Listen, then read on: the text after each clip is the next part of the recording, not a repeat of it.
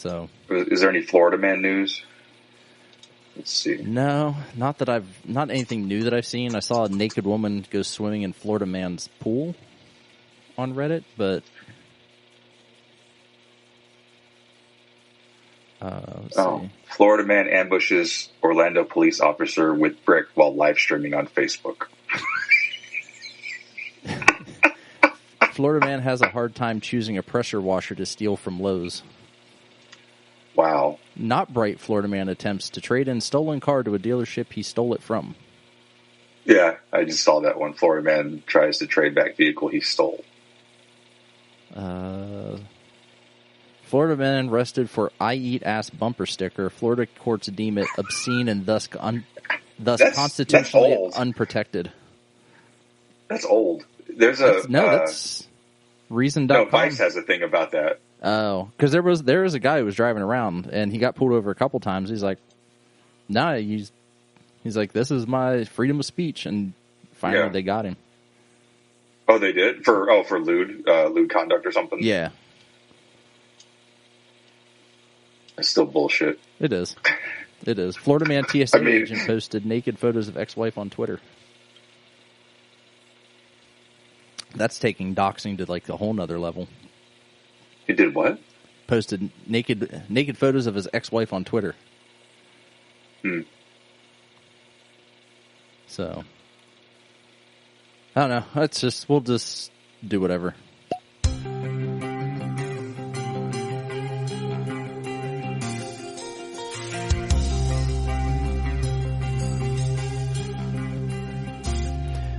Welcome to the Buckhorn Podcast. I am Martelle, and Randy is not with me, but I have Mo. What up, Mo? Hey. Our friend Mo. Mo is standing in today for Randy. Randy left the show. He left the show to go on vacation. Yeah, he's on vacation. He's on vacation? I think so. I think he's down in that Forge place in Tennessee. Pigeon Forge or Pickle Forge or whatever. Pigeon Toe or I don't know. Pigeon Toe Forge. We should tell him to bring back one of those steaks that he always rants about. We should. You know what? I'll text him. Yeah, we should message him because we're recording on a Sunday. We are recording. And he usually comes home on Sunday, right? Either Sunday or Monday. But he went down. I don't know if he was just going down for the weekend or if he was coming back like midweek. Wait, doesn't he go with his family? Yeah. For like a week? Is that what this trip is? I think so. Because he was out of town. He was out of town from in the middle of the week, right? Yeah, till like Wednesday or Thursday, and then they were leaving Friday to head down there. So I don't know. Hopefully Randy has a safe trip, and if he's not back, then he can listen to this one while he's driving home. Yeah, maybe. I mean, the kids will be in the car, so. Well, what's his mom's name again? Sharon. I apologize in advance if I say anything that's not dictionary worthy.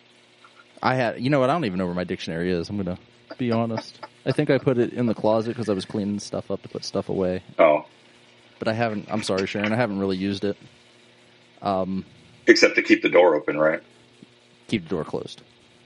Oh, okay. Trying to keep people out. But, yeah, anyway. So what have you been up to, Mo? Let's see. I mean, you're retired now. Last time I was on the show was with Jason. Yeah. That was like during the Panini, right? When we were all locked up. Yep. The situation. So, the situation. Gosh, since then... it's been a while. It's been a minute. So, well, I guess, but can we tell everybody that we're getting to see Jason here shortly? Yeah. We're heading out to Indianapolis to the Indianapolis Motor Speedway, right?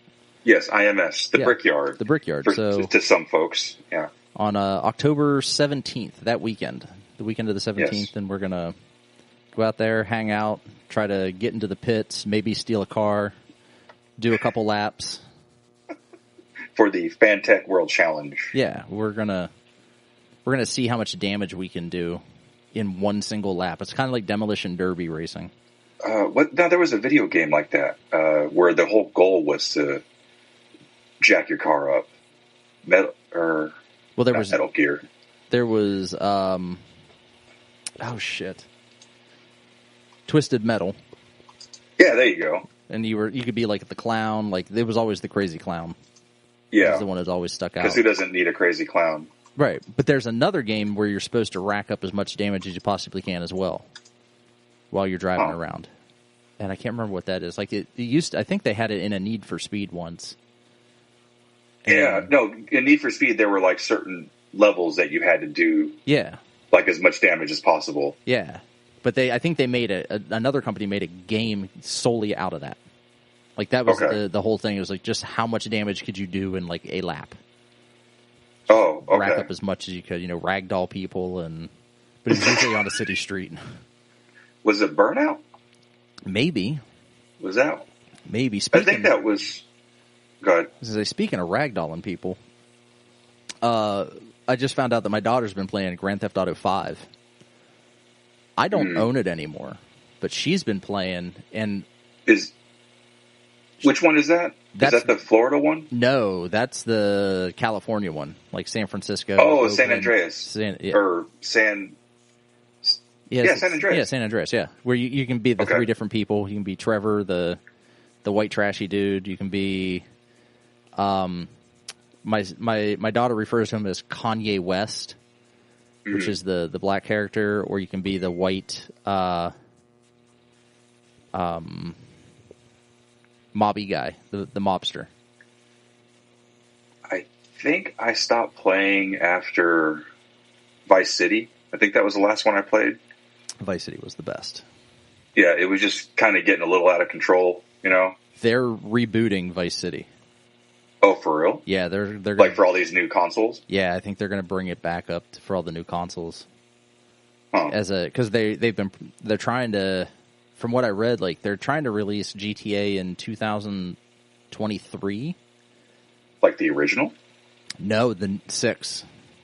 Oh, okay. So they're going to release another one, but they want to because they haven't released a Grand Theft Auto since like the release of the PS4, and that's been 7-8 years ago.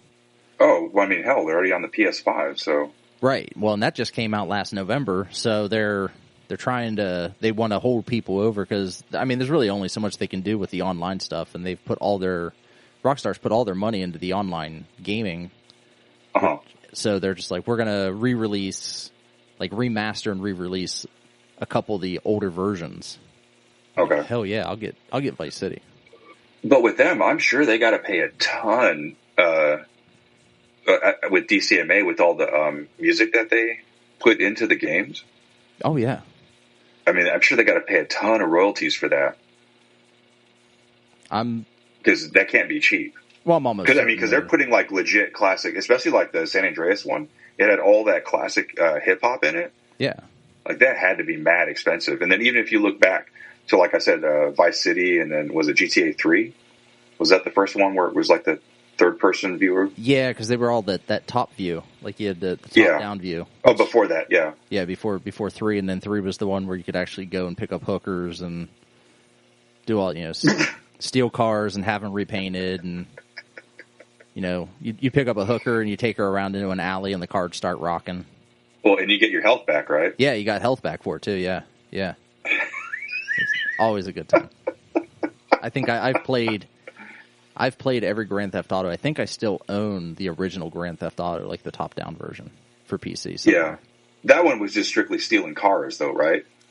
There wasn't all the other nefarious activity. No, it was just stealing cars and trying to get away from the cops, like outrun the police to get your star status down.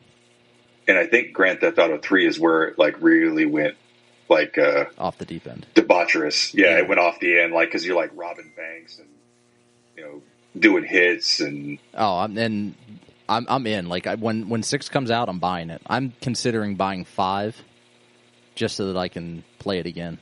Because I had it on the PS4, and then when my house got broke into, all my shit got stolen. And I didn't know you had a break-in. Oh yeah, this was like 7-8 years ago. In the house you're at now? Yeah. Someone kicked in our front door while Liz and I were at work. Sons of bitches. Yeah, they kicked in the front door. They put diesel in the downstairs like half bath, and then just ransacked the house. It looked like something you would see where like the cops get a search warrant and everything was just flipped upside down. Like if it wasn't, was it when? Go ahead. If it wasn't bolted to the floor, it was moved. Like, was it when all the new construction was going on? No, just some crackheads out of Lancaster. Damn. And you kind of live in a area where I would think you would see something like that. Like it's not like you live in a like, cookie cutter neighborhood. No. Now that I'm blowing up your spot and everything. Oh no, it's fine. But people listen to enough shows, they can pinpoint where I live.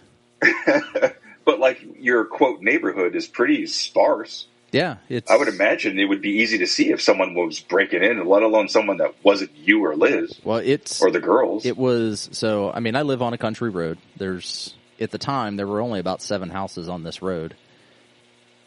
My neighbors are both teachers, so they were at school. They were at school. Yeah, this is in January. The woman across the street, catty corner, she's a bus driver and a realtor. She wasn't home, so no one's really home. The people on the other catty corner direction, they're always on the road doing something. They're, I'm going to say for lack of better terms, they are literally carny bums. Like they own carnival equipment. Coolest people on the planet. Like the dude is, he is the owner of like carny equipment. He is not the runner. He's not the guy that you see operating the machinery.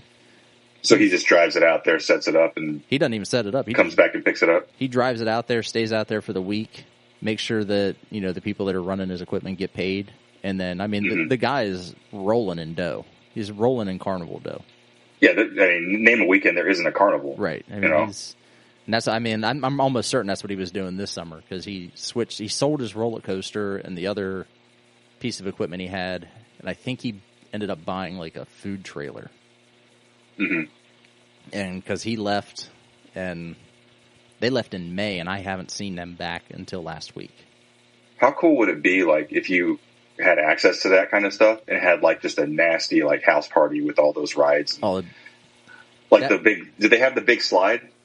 He doesn't, but, like, I'm sure one of his guys does. Like or what's the one where you stick to the wall? Like, play drinking games with that? Yeah, like the Gravitron. Yeah. Yeah, that would be You keep awesome. doing shots until you puke. We should do that anyway. The Fairfield County Fair's coming up. The Fairfield County Fair's coming up in October, like October 10th. They have a Gravitron. Is that Pumpkin Show? No, I don't know when Pumpkin Show is. I got to get with Randy on that one. Yeah. He just said that he's actually back in Ohio now. Okay. And I said, well, Mo and I are recording a show right now.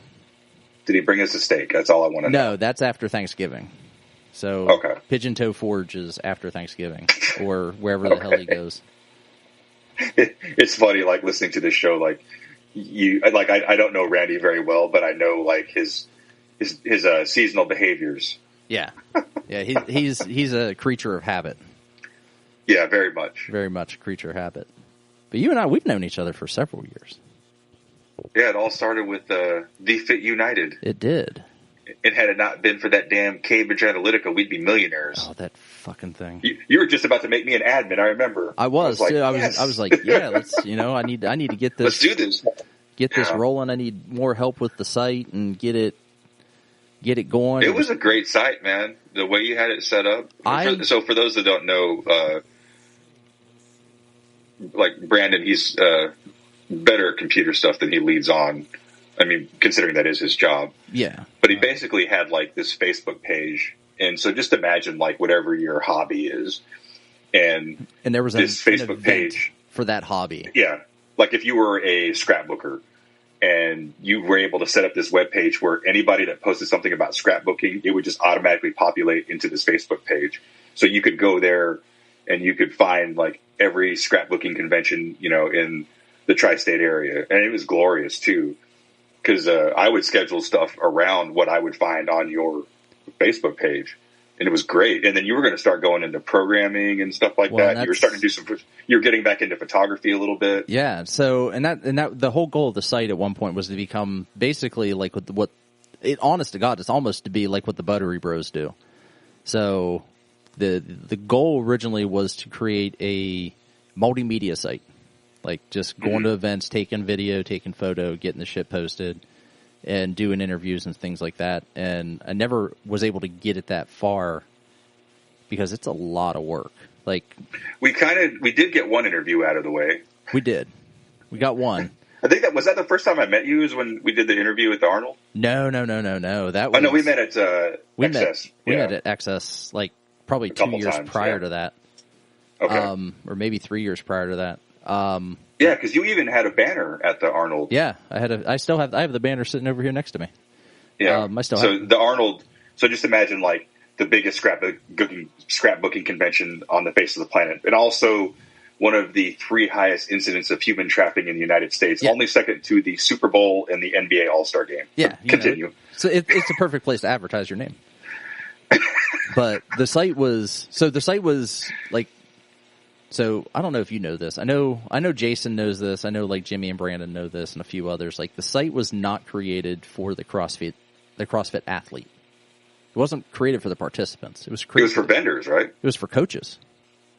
It was for gym owners and coaches, so that because what was happening is what you were saying. Like I would go to your site to schedule things around look at the calendar and schedule things around that. It was initially created as a resource for gym owners to know, when an event was going on so that they didn't conflict with that. Because, if you have 2 gyms in the same area and they're having an event that same weekend, well, now people got to figure out which gym they're going to go to. Like, which event do I want to participate in?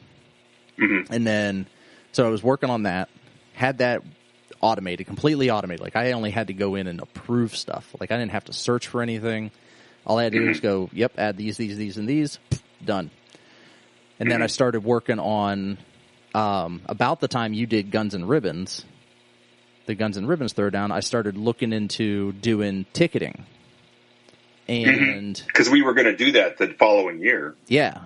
I was going to use your site, yeah. Yeah, because Brody was going to use it. You were set up to use it. You were going to use it. I had a couple other gym owners that I was in talks to about using it, and I could not find a programmer. And keep in mind the site made zero cash. Like I printed off shirts and ended up losing money on the shirts. Like I still own 20 of the FitUnited shirts, and I just. That's one of Mel's favorite shirts, dude. Screw it, and started wearing them. If I had an extra one left in her size, I would have given it to her. Was it 4 Aces CrossFit in London? The owner, Richie, has one of your shirts. So does Sam Briggs. That's awesome. And so does Sam Briggs. Yeah, you're right. I've never seen her wear it in any of her Instagram posts. Let's drive down to Columbus and grill her. Like, where the fuck's that shirt? Yeah, where's that shirt at? I want to see it. Yeah. But then, I want to get into ticketing, but that part of programming, I just don't know. And so I was talking to one guy who was a CrossFitter that I worked with, and he went to one of the gyms up in Columbus, and I'm like, hey, let's do this thing. I'll cut you in on half of everything. I'm bringing the idea. You're doing. You have the skill piece. Yeah, you're doing the work. I've got the idea. I'm paying for everything at this point. The website, I'll pay for whatever we need. I'll buy. And he was like, yeah, okay. Well, then he just never did anything. So, and I would ask him about your work. I'm like, hey, so, I'm thinking about this. What do you think this would take to do this? And he's like, oh, yeah, that should be pretty easy. I'll look into it tonight. Next day. Hey, I didn't. He probably just stole your idea and has his own website somewhere. He's probably, was it Wad Rocket or something? Well, see, that's the thing. Well, I was even looking at shit like what Wad Rocket had, to see, how they compared to what I was trying to do. And then after that, it's like, well, I would talk to a developer. Like, I'd get in contact with somebody through somebody else. Yeah, and they'd want $1 million for it. Yeah, and they would well, I need $5,000 up front. And then, halfway through, I'm going to need another $5,000, and then we'll finish off with $10,000. And I'm like, whoa. And then weren't you trying to because I remember you talking, you were trying to do some not necessarily profit sharing, but just collaboration in terms of compensation. Yeah, it was. Well, I was trying to do some profit share stuff. Look, you're going to be the first person that you're doing this work. Track everything you're doing. I'm going to track everything you're doing. The money starts. I've got people lined up to use it. Like I think I legitimately had about 20 gyms lined up and ready to go once it launched. Mm-hmm. Like, because you could use it for anything. You could use it for yoga classes. You could use it for anything you wanted. Scrapbooking, yeah. And I'd tell them, like, I got these people, like, they're ready to go, but I can't pay you up front. I'll pay you on the back end. Mm-hmm. Nope, not doing it. They're like, it's an interesting project, but I'm not doing it. Mm-hmm. I'm like, it's either an interesting project or it's not. You know, I understand where you're coming from. You want to get paid. You don't think I'm going to pay you for it. But I have nothing to gain out of not paying you for something that, you know, if only we had what's that, Kickstarter back then? I know, yeah, GoFundMe and Kickstarter. Yeah, I think Kickstarter would have been better because people get stuff for it. Yeah, unfortunately, Kickstarter or GoFundMe turned into more of a charity case. Not that that's necessarily a bad thing, but when it was initially coming out, like I would start GoFundMes for friends just to buy PS4s for them. Jesus. Isn't that what Twitch is for now? Basically, yeah. Get out my Atari 2600 and stream it on Twitch. Oh, that would be killer. I bet you there probably is somebody out there doing that. Oh, there has to be. And if there's not, I just missed my opportunity. Oh, yeah, because you just put it out there. Well, no, I just mark the time and date, so it's your intellectual property now. Yeah, I just 30 minutes in, it's mine. I'm taking it. But so yeah, we got there was the whole FitUnited thing, and I still own it. Like I still own the Facebook page. Mm-hmm. And I got into a little bit of beef with some guy up in Canada who also... Oh, I forgot about this. Who also started, like, after I did, because I've had the FitUnited for almost every bit of 10 years. Like, and he started a FitUnited up in Canada, and at one point, we had damn near the exact same logo. Like, I created... because I created all my own stuff, did all my graphic design... And I don't know, and he's doing a FitUnited podcast and everything else, and I don't give a shit. But at one point, I had sent him, I'm like, hey, you need to, I'm not going to get any attorneys are involved in this or anything. But you need to change your shit. Yeah, you're looking at, I'm rolling with, this kettlebell and barbell looking logo, and I'll be damned. Pretty damn familiar. If yours doesn't look almost identical to mine. And he said something in response. I'm like, he just blew you off, right? Yeah, well, yeah, the first time he blew me off. Then I sent him, I went and found like a cease and desist letter and just sent it to him and just filled his name in with the shit, which I don't know if it was legal or not, but I just did it anyway. The reality is I'm in the U.S. and he's in Canada, and I don't know that I could have done anything anyway with, unless it's international law stuff. But I was just like, so finally he ended up changing it to something else. Oh, wow. At the time. So you fat stacked him into it, huh? Yeah, but he still never responded. He just changed it. Like 2 weeks later, it was a different... He knew what was good for him. Different logo. And I'm like, you fucking asshole. But I'd actually thought about doing a FitUnited podcast, but now he's got that going on, so I don't want to do something that he's already doing. And I don't know what I'm going to do with the Facebook page. I thought about renaming it to something else. I still have the idea for the coaching over coffee. Yeah. That I haven't done anything I thought that was a good idea. I think that's a good idea. I just need to figure out a better way to do it. Like, it needs to be kind of like the, Seinfeld's, Coffee and Cars. The Coffee and Cars? Yeah. It needs to be more like I've always thought that was pretty cool. When you can just sit down with somebody and just chat about CrossFit-y, fitness-y, nutrition-y shit. So. Yeah. Because every conversation is different with that. Right. It's not like you have to ask the same questions for everybody, but kind of like, was it Hot Ones is kind of like that? Yeah. Yeah. You just sit where down. They have but there's certain questions that he always asks everybody. Yeah, like how hot can you how hot of food can you eat, and do you like your asshole to be on fire? I like spicy food for flavor, but not for pain. No, like I'm sorry, but these people that say, "Oh yeah, I can't eat anything less than a Carolina Reaper," like there's something wrong with you. Yeah, that's a whole another level of fucked up right there. Like that is, like I'm big on hot sauces. Like I think I have all the Cholulas. Like everything that Cholula makes, I have. Cholula's tasty though. It is, and it's not hot. It's just it's got flavor and it's got a little bit of tang. It's got a little bit of heat, but it's mostly for the flavor because it's got that smoky taste to it. Yeah, yeah. Well, they have a sweet habanero. Now that one's fucking hot, but that's the orange one, right? Well, there's 3 orange ones. Oh, okay, I know they have the green one now. They have 2. So they have the green one, which is their green jalapeno, and that one's really good. I don't like it as much. I like the original. Well, I like the original, but they have a garlic chili that's got an orange cap. I have not seen that one. That one's really good. The sweet habanero is got an orange cap. That one's like hit or miss depending on what you're eating it on. And then they have a chili lime. That sounds interesting. It comes in a green bottle, but it has an orange cap. Okay. So, and that one's Harley really likes that one, but that one's a little interesting as well. But the green one, the garlic chili, and the original flavor are by far like the best ones they have. And I think they have one more, but I haven't had it yet. Yeah. So if y'all are into like tasty hot sauce, I would definitely give it a try. Start off with just the original, because it only gets better from there. Yeah. It's really good. It's probably my favorite. Like I love to put it on eggs. Oh yeah, every morning. Yeah, it just gives it a little bit of heat, but a lot of flavor. Yeah, it's good shit. I mean, and there's another one called Tapatio, which is really, I don't like that as much. It's not as good, but I mean, really, all they're telling you to do is fuck your uncle. So I don't use that one as much. I mean, Tio is Spanish for uncle, so. And tap your Tio, tap a Tio, tap an uncle. Not into that. That's just speaking weird. of tapping your uncles, going back to GTA. So have you had a talk to your daughter about her newfound interest in? How old is she? She's 13.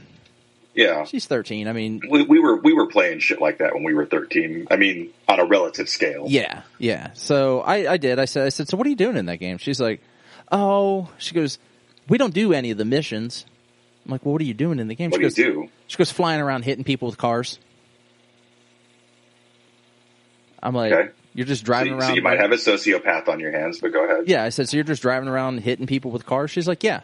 She goes, we just drive around. We just hit somebody with a car and then we drive off and we try to get, as many stars as we can get. And I'm like, I said, is the goal just to see if you can get the military after you? And she goes, yeah.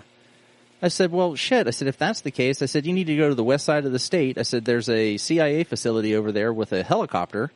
I said, you need to try and steal that. I said, just steal that gunship. I said, and then just start mowing people down. I said, it's got rockets. It's got machine guns. I said, you will get 6-star status, like, real fast. I said, go over to the prison that's right up the highway and just blow everything up in that prison. There, in the Florida one, there was a military base, was it Star City? What was the Miami one? Vice City. I'm sorry. Yeah, Vice City, yeah. It's in Florida. It's Miami.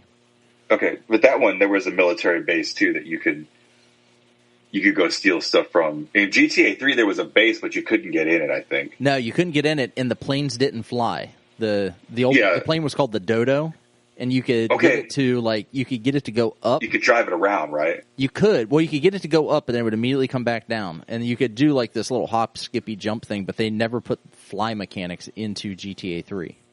Wasn't that, one of the rewards or an achievement or something was to get the plane? I think so.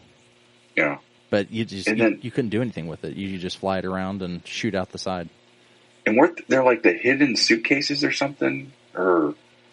I just remember there was something they were hidden all over the map, and there were 100 of them. Yeah, yeah. And that was one of the achievements was to get all 100. I did it. So I guess the way you're supposed to do it is that should be the first thing you do, or the last thing you do. Like they told you when you're doing when you read those books, like the how-tos. I can't remember. Yeah, yeah. They tell you either do it first or last because otherwise you'll screw it up. Oh, really? I always did it in the middle of the game. It makes it harder if you do it in the middle of the game as you're playing. Really? Yeah. Because, God, I can't remember, the Brady books, that's what it is. Oh, okay, yeah. Because in there it had a map of all of them. Some of the areas weren't accessible, though, until you got so far in the game. Yeah. So, when they started going to the islands, you could only do so much in this one island until you got so far in the game doing like the story stuff, and then it gave you access to the next island or across that bridge, and then so you couldn't get them all at the beginning. So you'd have to wait till get them all at the end. I always did it in the middle. Like I'd always like the first thing I'd do is collect whatever collectibles on that island, and then go do the first mission, and then do some side missions and kill a bunch of people. And were the collectibles like little statues or something? I don't remember. In some cases, yeah. They were like trophies, essentially, right? Yeah, like and you had to put them in your house or something. Yeah, when you collect them, I think they showed up like in a trophy case or some shit. Yeah, but I think out of all things, like with the whole GTA platform, my favorite thing is the radio stations. Oh, the radio but not stations. The music stations, the talk stations. Oh yeah. Well, they had like Ricky Rackman doing one, and they had. Oh really? Yeah, because he did some, and they had another DJ, like MTV DJ. Oh, Nina Blackwood was one of them, I think. Yeah, there were some. Who else? I think they had Kennedy for one. You know, she's a news reporter now. She's got like some crazy ass like podcast. Oh, I don't know about that. Like I know she's a news reporter. Like she's always been a news reporter. I mean, but like if MTV was not non-music news, yeah, right. But she has some. I think it's some like. It's not a libertarian-based podcast. I think it's like kind of crazy left podcast where she will invite people from the right and the left.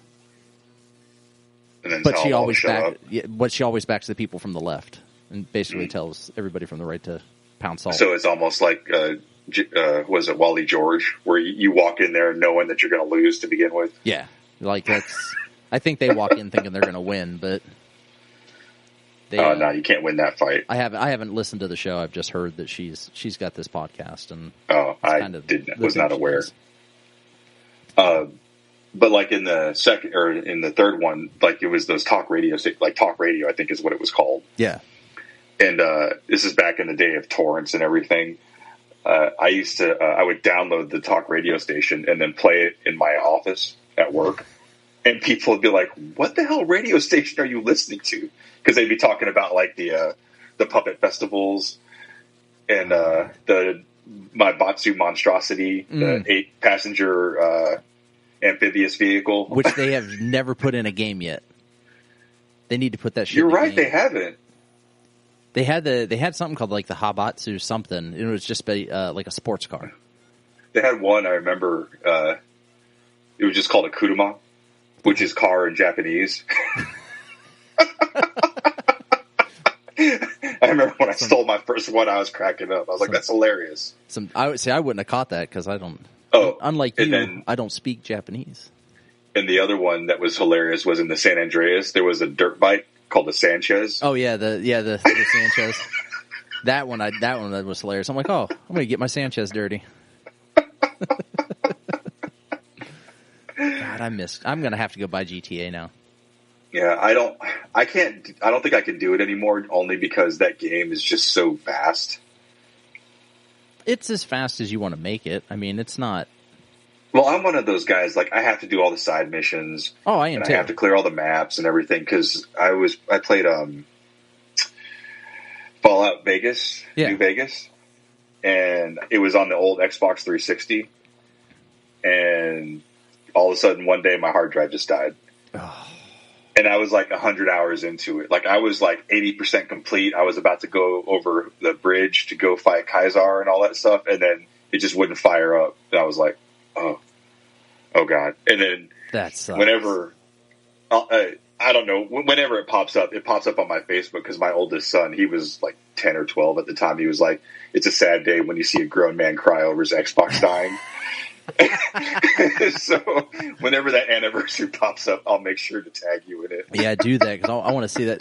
Well, they actually like I don't pay for it. I had a bunch of free like PlayStation Plus stuff, and it does cloud-based backup. Mm-hmm. Xbox is doing that now, where they'll just back up all of your shit to the cloud, and then you just to prevent stuff like that from happening. Yeah. So and they just motor on. Like I'm playing a game called it's Middle Earth: Shadows of Mordor, and it's a complete fucking nerdy, like, Lord of the Rings game, and I don't watch any of the Lord of the Rings shit, but I think I'm 40-some hours into this game, and I've only taken over one tower. Like, there's, I think, 8 towers to take over, or 6 towers to take over. I've taken over one tower, and I'm 40 hours into this game. Yeah, well, that was like when we were both playing Assassin's Creed. Oh, hell yeah. Like, we were, like, going back and forth every day, like, oh, did you go get this? Oh, did you go get that? Like, and I was, like, deep into that game. Like, I'm glad it's over. Well, see, you left on Odyssey, right? That was the last one you played? Or did you play Valhalla? I played Odyssey, but I played all the expansions, too. Okay, so I played all the expansions, then I moved on to Valhalla. Yeah, I don't want to. I'm not ready up for that, man. Like, I'll get the next Assassin's Creed. Yeah, I'll get the next Assassin's Creed game whenever it comes out. I think it's called Syndicate. No, it can't. Was it just not fun, or what? It got to be super repetitive. So the problem is, games now the maps are getting so big that it's not like, oh, I'm going to run over here and do this. It's, oh, I'm going to run over here. 20 minutes later, you're still running over there. Like, to get to wherever it is the hell you're trying to go. Well, hell, in Assassin's Creed, you had to have boats and shit and like, sail all over the place. So I'll use Red Dead Redemption, for instance, like the newest one.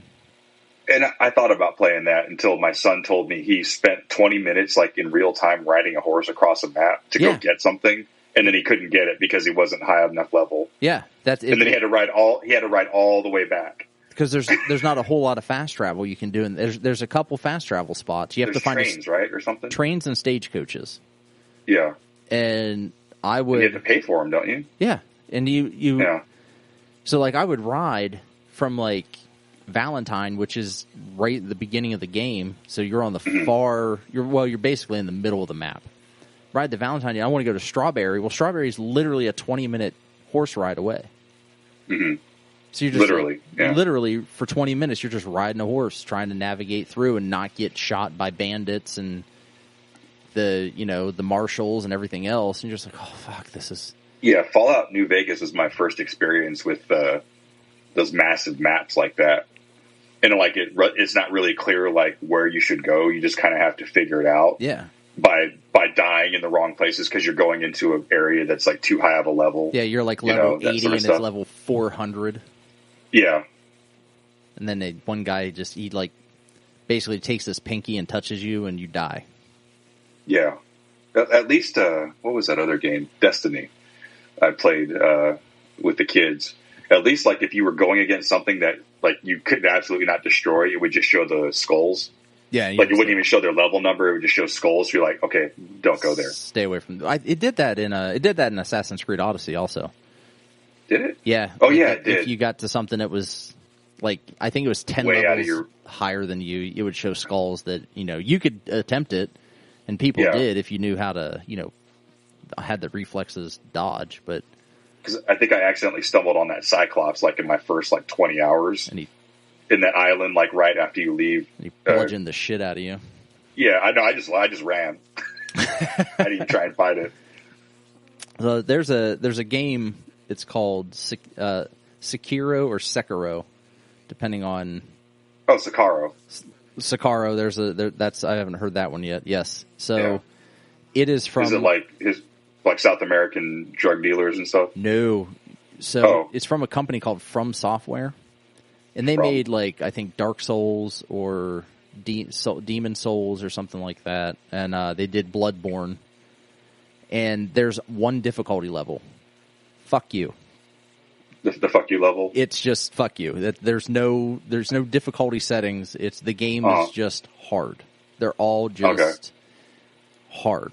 And it's based on you have to be able to react and parry. That's the only way you can't. Oh, so it's all defensive type action. It's defense followed up with offense back to defense, but then you have to parry at the right time. Or dodge at the right time, or else you get fucked. Yeah, my son was playing. Rage quit that game. I got up. I was on I made it all the way to the end boss. Like, you would spend 2-3 weeks just working on a boss. Like, no shit, the butterfly lady took me 2.5 weeks to beat this bitch. I finally beat her, and then I continue through the game. I get to the last guy, and he's got 3 levels. Well, of course, you only have 1 level. So you basically have to kill him 3 times. You got to kill this asshole 3 times. I got to the last round of fighting him, and he come out of nowhere and just sliced my ass in half, and I just whipped my controller across the room into a chair. Like, fuck this. I took the disc out, whipped it across the room. This is like a full-on... Oh, this was full-on, like rage quit. This is after 2 weeks of working on this guy, too. This is like some... what did Les Grossman say in Tropic Thunder? It's like you're going to need a binding UN resolution to get me fire. Scorched Earth. Yeah, that's what it was. That's where I was at. I was Scorched Earth. I was just like, fuck this. Well, my buddy who was playing, he went up against him the first time and took him down. I'm like, how the fuck did you take him down? I'm like, I said, I've been working on this dickhead for 3 weeks. I've been working on him. Wow. That's rough. Just trying to figure it out. And, like, because you got to memorize moves, and you got to memorize, like, where they're going to be and how to dodge. And he's like, it sounds like me with... I just got lucky. It sounds like me with Final Fantasy VII. Like, did you ever play those games? I played the ones, like, the original ones for Nintendo. Yeah. And then I got into the, like, when it moved to PC, I got that first version that came on, like, 14 discs. Like CD-ROMs. Oh, I thought you were going to say the 3 1/4. No, it legitimately came, I think it was on like 4 CD-ROMs. So you like play so far, and then you'd have to swap out the disc, like swap them out, middle of a dialogue or something. And I let someone borrow it, and they took it to the pawn shop.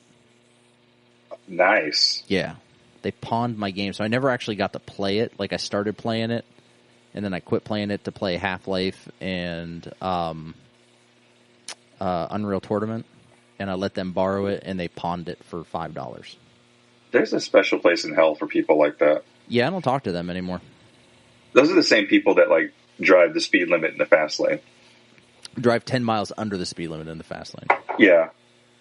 Yeah, there's a certain place in hell for them. But then again, there's people like myself that will drive a $200,000 car in the snow, and I get told there's a special place in hell for me. So now I don't own a $200,000 car.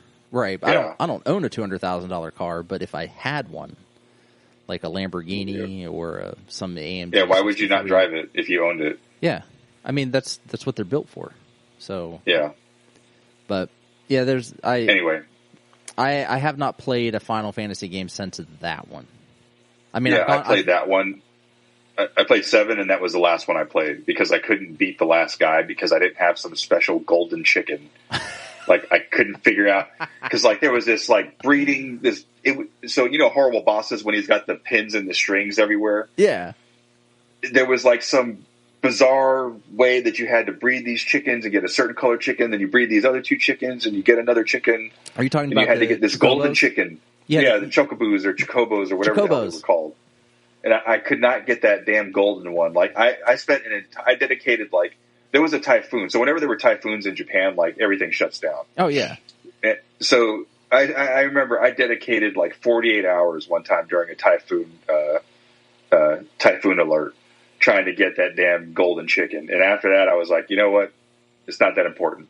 So then I gave the game to my friend's kid. He finished the bitch like in a week. Ah, that's super annoying. This is back on the PS1. Oh my god! With the 2 megabyte storage cards. I didn't have a PS1. I wasn't. My mom was not a PlayStation fan. I paid $700 for that thing.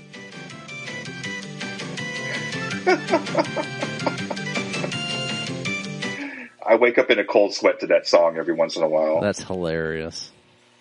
That's the Chocobo music. Now my mom. I paid $700 for that thing. I was the first one on the base to have one. That's so expensive. They were only going for like $299, $300. Shit, you can probably get one for $100 now. Shit, you can get one for $20 now. And it'll come loaded with all the PS1 games. Oh yeah, well with all the emulators out there. Yeah, it'll have every game on it. My mom was a huge gamer, and so that doesn't surprise me. Oh, we always had something. Like when in 1980, 84, 85, whatever it was, maybe 85, 86, when the Nintendo came out with the NES. Oh, we had. Oh yeah, we had the NES. We had the Gyrobot. We had the gun. We had Duck Hunt. We had the Power Glove. We did. That's the one thing we didn't get. We did not get the Power Glove, but we had the. So you had the Power Pad. We had the Power Pad for the track and field games. Yeah. I think there was a keyboard. There are a lot of accessories for that thing. But yeah, the Gyrobot. Like I love playing Gyrobot, and we had like Burger Time and Smash Brothers, but we had that, and then we moved up to the Super Nintendo, and then we had the 64, and every time my mom was first in line to go get one. She was always at Toys R Us in Youngstown because that was the closest one, and we would have the Nintendo. She would play. So I caught her one Christmas, and this is how I found out. She was playing Legend of Zelda, A Link to the Past. The original? So the second one. Was that the one with the oh wait, was that the one where you had to plant the trees and shit? No, and go back in time. No. This is still on. That was on the original N64. Nintendo. Yeah, this is on the original Nintendo. Still, it's like the second Legend of Zelda, and it was the side scroller instead of being like the kind of top down style. That one. Yeah, this was a side scroller and a top down simultaneously. Like you would go into a palace, and it became a side scroller, and you would jump and shoot your sword and do all the goofy shit, save the princess, and it wasn't the princess, but that's how I found out. Like, 'cause she was playing that game, and then she's like, well, Santa dropped it off early for me to play.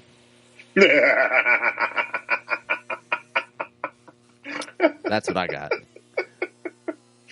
So, in honor of your mother, what are we sipping on? Oh. You gave me a little vial of this probably about a year ago. I was going to say, how long did I get? No, maybe. Did you give this to me at my retirement?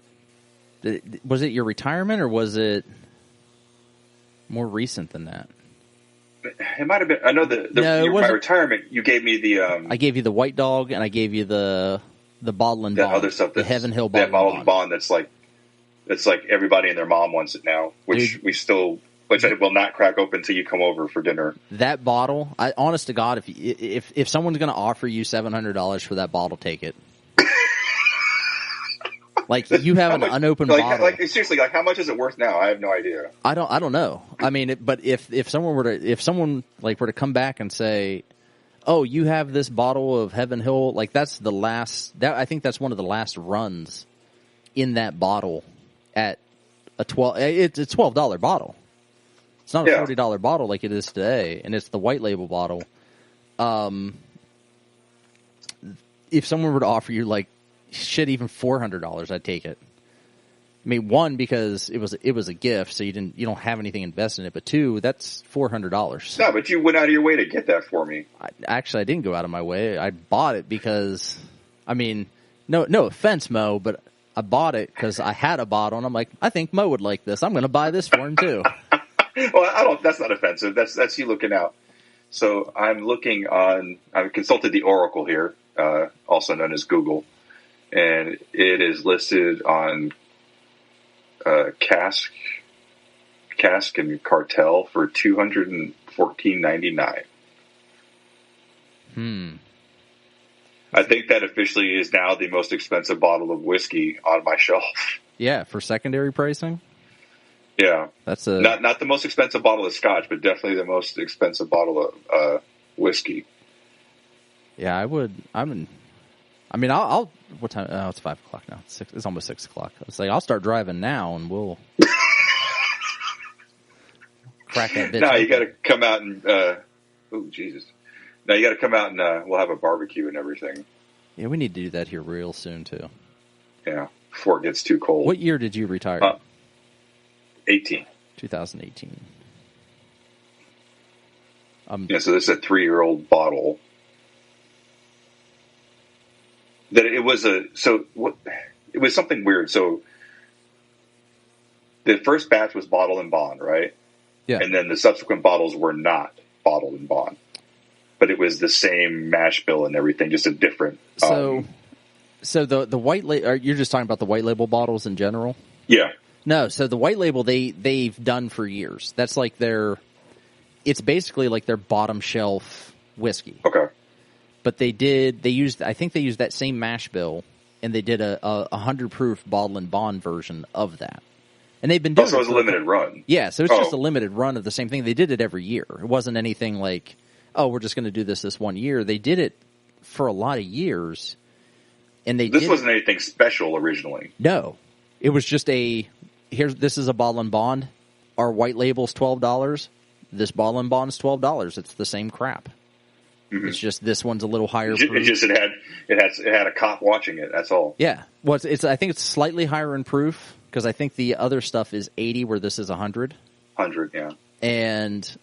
But it's the same mash bill, and then all of a sudden once, the bourbon boom has happened, they're like, well, we're not doing this $12 or $14 bottle anymore. We're going to change the bottle design. We're going to change the mash bill, and we're going to up it to $40 a bottle. To now where it's that blue and blue label, it's right? the round bottle with the blue label instead of being their iconic square bottle with the white label. So, but it's, from what I remember, because I finished my bottle off at least 2 years ago, it is fantastic. I remember you finished it rather quickly, too. Because I remember you asking me a couple times, you're like, hey, have you opened that up? And I was like, no, I'm just chilling and waiting, And then all of a sudden you were like, hey, dude, that bottle's going up in price. And I was like, really? Yeah. And I just sort of forgot about it for a while. And then you brought it up.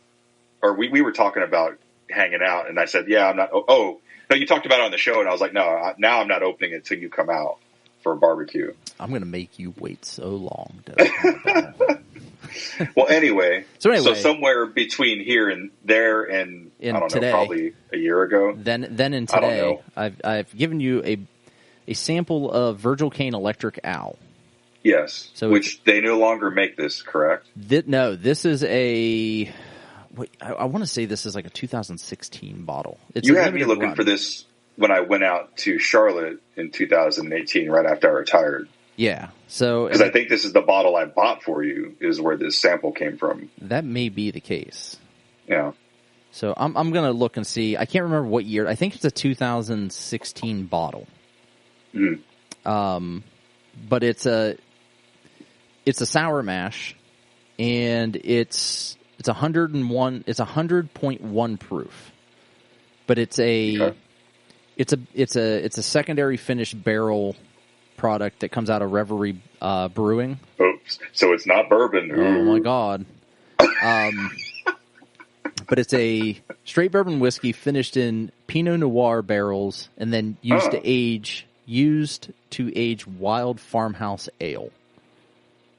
So whatever Revelry, I can't even say Revelry.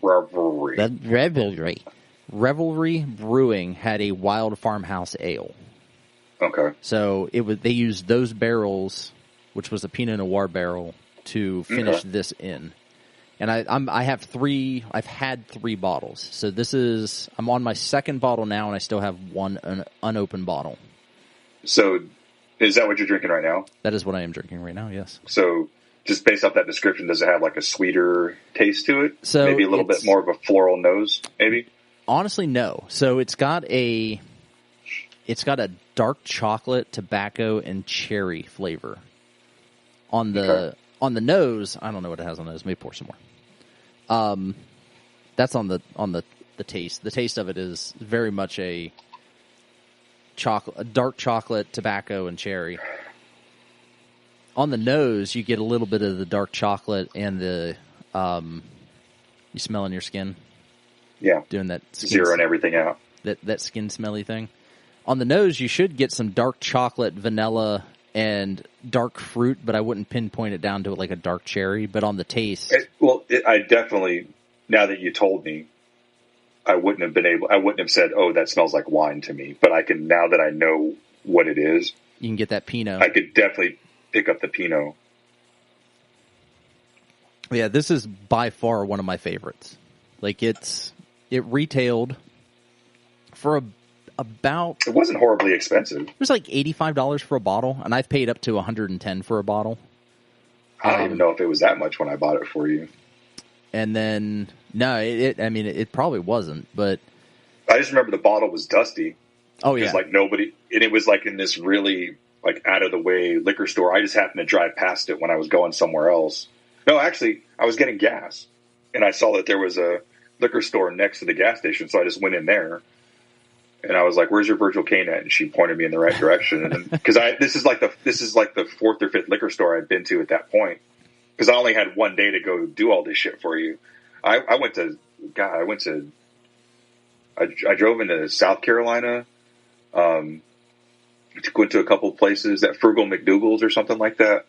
Frugal McDougal's. I need to open a store. It's called something like that. I need to open a store now called Frugal McDougal's. But, I don't know what I'm going to sell, but it'll be Frugal McDougal as hell. But, yeah, and I just wound up going into this, like, out of the way. I mean, it was a decent sized liquor store, but just kind of out of the way. Like, I wasn't really expecting anything, but I was just like, well, hell, I'm here. I might as well check it out. And then there it was. And I was like, oh shit. But it was the other one that I couldn't find. Like, there was one other one you were asking me to look for that just the ginger was not to be found. No. Or the Ash Cat. It was a rare one. Yeah, that Ash Cat. Ash Cat. Yeah, I've got so many friggin' bottles of Ash Cat now. I don't know what to do with it, other than drink it. So, and this is stated as a 9-year, and Cask Cartel actually has it for $200 a bottle right now.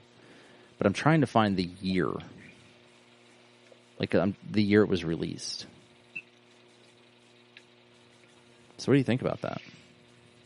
It's a little hot, but it tapers off quickly. So it's at least a 2018. So this is a 2018. So I was way off. All right. There we go. So it was released in 2018. So I've got their 2000. I get the cherries on the tail end. Yeah, and you should catch a little bit of... I get dark chocolate and some tobacco. I found, as I was trying to look up the year it was released, I was getting like caramel and tamarack and other like floral things, which I don't get any of that, but the chocolate, the cherry, and the tobacco is what I get big time. But Virgil Kaine's always been one of my favorites. Like I think I've known about them for 2016. I had never heard of them until I met you, and I'm glad you told me about it because I like what they offer. It's like a consistent. Yeah. Nothing I've ever had from them is I've been like, oh shit, I'm just gonna mix that with Coke. No, you know, they're everything they do. So their ginger, their robber baron, their high rye. Those are their basic staples. That stuff's it's consistent. It's always good. It's always readily available across the board outside of Ohio. But the Electric Owl, the Ash Cat, what are the other two? There's two others, and I can't think of them. Ribbon Rail Rye, and fuck, there's another limited run. I think I have bottles of all one of everything except for like obviously the Electric Owl, and I think the Ash Cat. I can fix that Ash Cat one for you. Okay, I'll have to look in the basement because I know you. I tasked you with hustling some Virgil Kaine for me, like the last time you went. So I've got all that. But I think the ginger, for those of you that have never had it, it's like I hate to mix good bourbons in a cocktail, but that ginger like deserves to be paired in a Manhattan. Yeah. Oh yeah. Absolutely. Yeah. Manhattan or an old fashioned. Like I always make an old fashioned with the ginger. And then I use the man fashion. Yeah, the man fashion. I always use I've actually stopped using both bitters with it, and found that just using the orange bitters it makes it so much better. Like it's one of those ones that, like, Randy will sit and drink it straight on the rocks. And I've drank it straight. I have to put some ice in it though, just to kind of water it down a little bit. And that's what, because for me it's a bit much because I don't like super sweet things. But yeah, and that's where I'm at. I don't like super, like, it's almost, it can get sickly sweet to me. Like, it's just overly sweet. But that's what Randy likes. Like, he likes just sugary, sweet, and so I found that if I just do, when I'm making an old fashioned with it, if I just use the orange bitters instead of using your basic whatever bitters, regular bitters, yeah, whatever it is. If I just use, because I was using both, and interesting. I feel like that would kind of like kick it down a lot. It was weird because it was taking it was really good. Like, I made like several fashions that were absolutely amazing.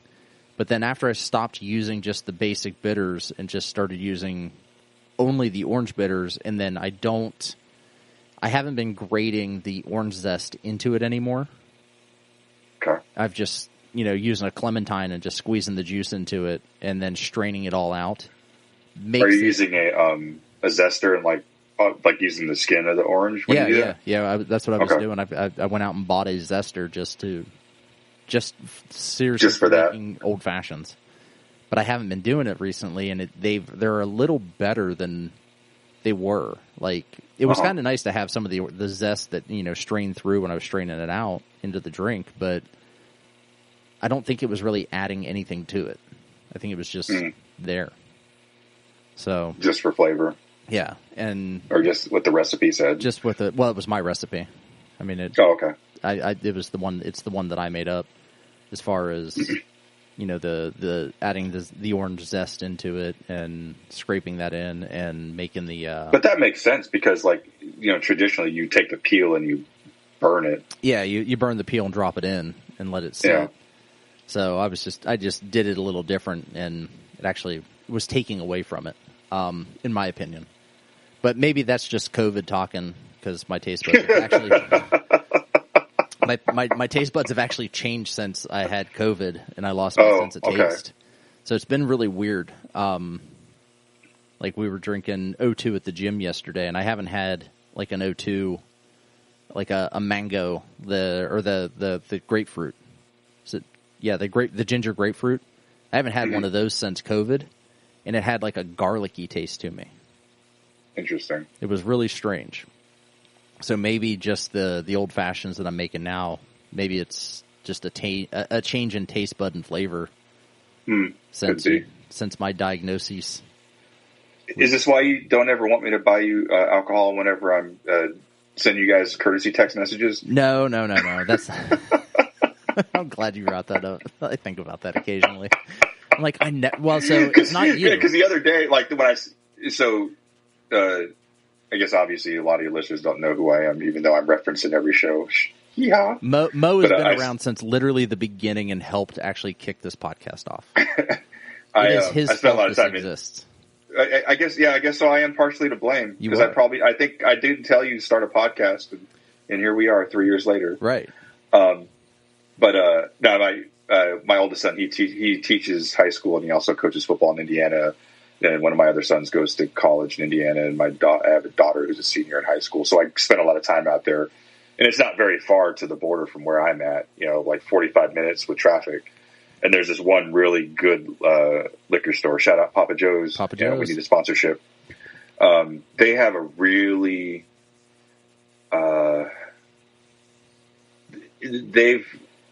their barrel picks, I think, are really good. I've not purchased a barrel pick from them that has not been good.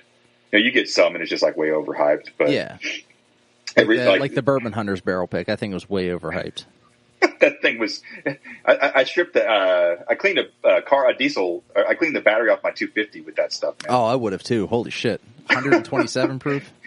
Cleaned the carburetor on my Ducati with it. You clean everything with it. But yeah, they just really solid barrel picks, and their prices are. I think they do state pricing in Indiana. Their prices are reasonable. Sure. I mean, yeah, but their prices, if they're not, their prices are reasonable. Yeah, and a lot of times I can find stuff over there that we don't get here in Ohio, even though, like I said, it's 30 miles away. Doesn't make a whole lot of sense. But then I've since found a smaller liquor store. I think it's called the Pit Stop. I have or something, and they tend to have, and they tend to have some really high end stuff that no one buys. But the owner has like several liquor stores, so he'll put like one or two of his high end picks in this other smaller store. And it's funny because like I don't go there very frequently, but whenever I go in there, the guys that work there are like, "Oh, hey, what's up?" Because I'm the only one that goes in there looking for the high end shit. Like, hey, what do you got over there? How much is that? Give me that Blanton's Gold. Yeah, and the last time I went in there, the dude was like, "Hey, yo, we got something here, man. We got this muckety muck. I know you were asking about it." I was like, "Oh shit, thanks, dude." He's like, "Hey, I remember you." Yeah, which I haven't cracked open yet, but maybe we'll crack that open when you come over. That muckety muck's an interesting concept. I don't know if you're familiar with them. I'm not. So, but I will say so because you asked. Usually, when someone sends me a text, it's not you. I usually just turn them down because. One, so there's three factors. There's one, I am like a super cheap ass about stuff. So, two, I don't want to be beholden to somebody to have to pay them back on something. Oh, you can work it off. I'm sure I could. I'll come over in my booty shorts and I'll figure it out. In your in my unicorn outfit, party pants. In my party pants. And three, I just like some people don't see that often, and some people I never see again that have sent me texts. And you're one that I try to see as often as I can, but I just kind of. I mean, shit. Even if I buy it, I'll drive it out there to you. Well, shit. I know, so we but can go to what is it, Gaucho or not Gaucho's? What's the taco joint? We got habaneros. We got gauchos. Habaneros, yeah. We got Los Tequila. Something like that. I can't remember what the name is. It's now a new place down here. That food truck that we ate at Outer Belt was pretty good. The pizza, the flatbread truck. Oh, fire brick oven pizza, fire oven. Yeah, pizza. That was the day I thought I lost my wallet and your house almost burnt down. Yeah. That we still talk about that. But I can bring those shorts right there. Did you have that picture on Facebook? Yeah, that picture. This picture hangs in my office, like right behind me. Nice. It was hanging behind Liz for a while, and she would get on conference calls. Oh, that's amazing. And so, for those that don't know, it's me in a pair of bedazzled booty shorts, in pink knee-high socks with a pink T-shirt on, a motorcycle jacket, and a unicorn head. Bent over. And I'm bent over, and you can with almost his moneymaker. See the crack on my ass. It's my favorite picture. I still have those shorts, too. That should be your Christmas card. Liz hates that photo. And I'm sure she does. I would love to make that I would make that an everyday card. Just randomly send it out to people. Yeah. Just like, hope you're having a great day.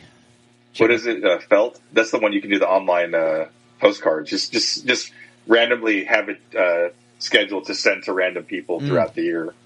I might have to do that. Because I actually use that for whenever I DJ weddings.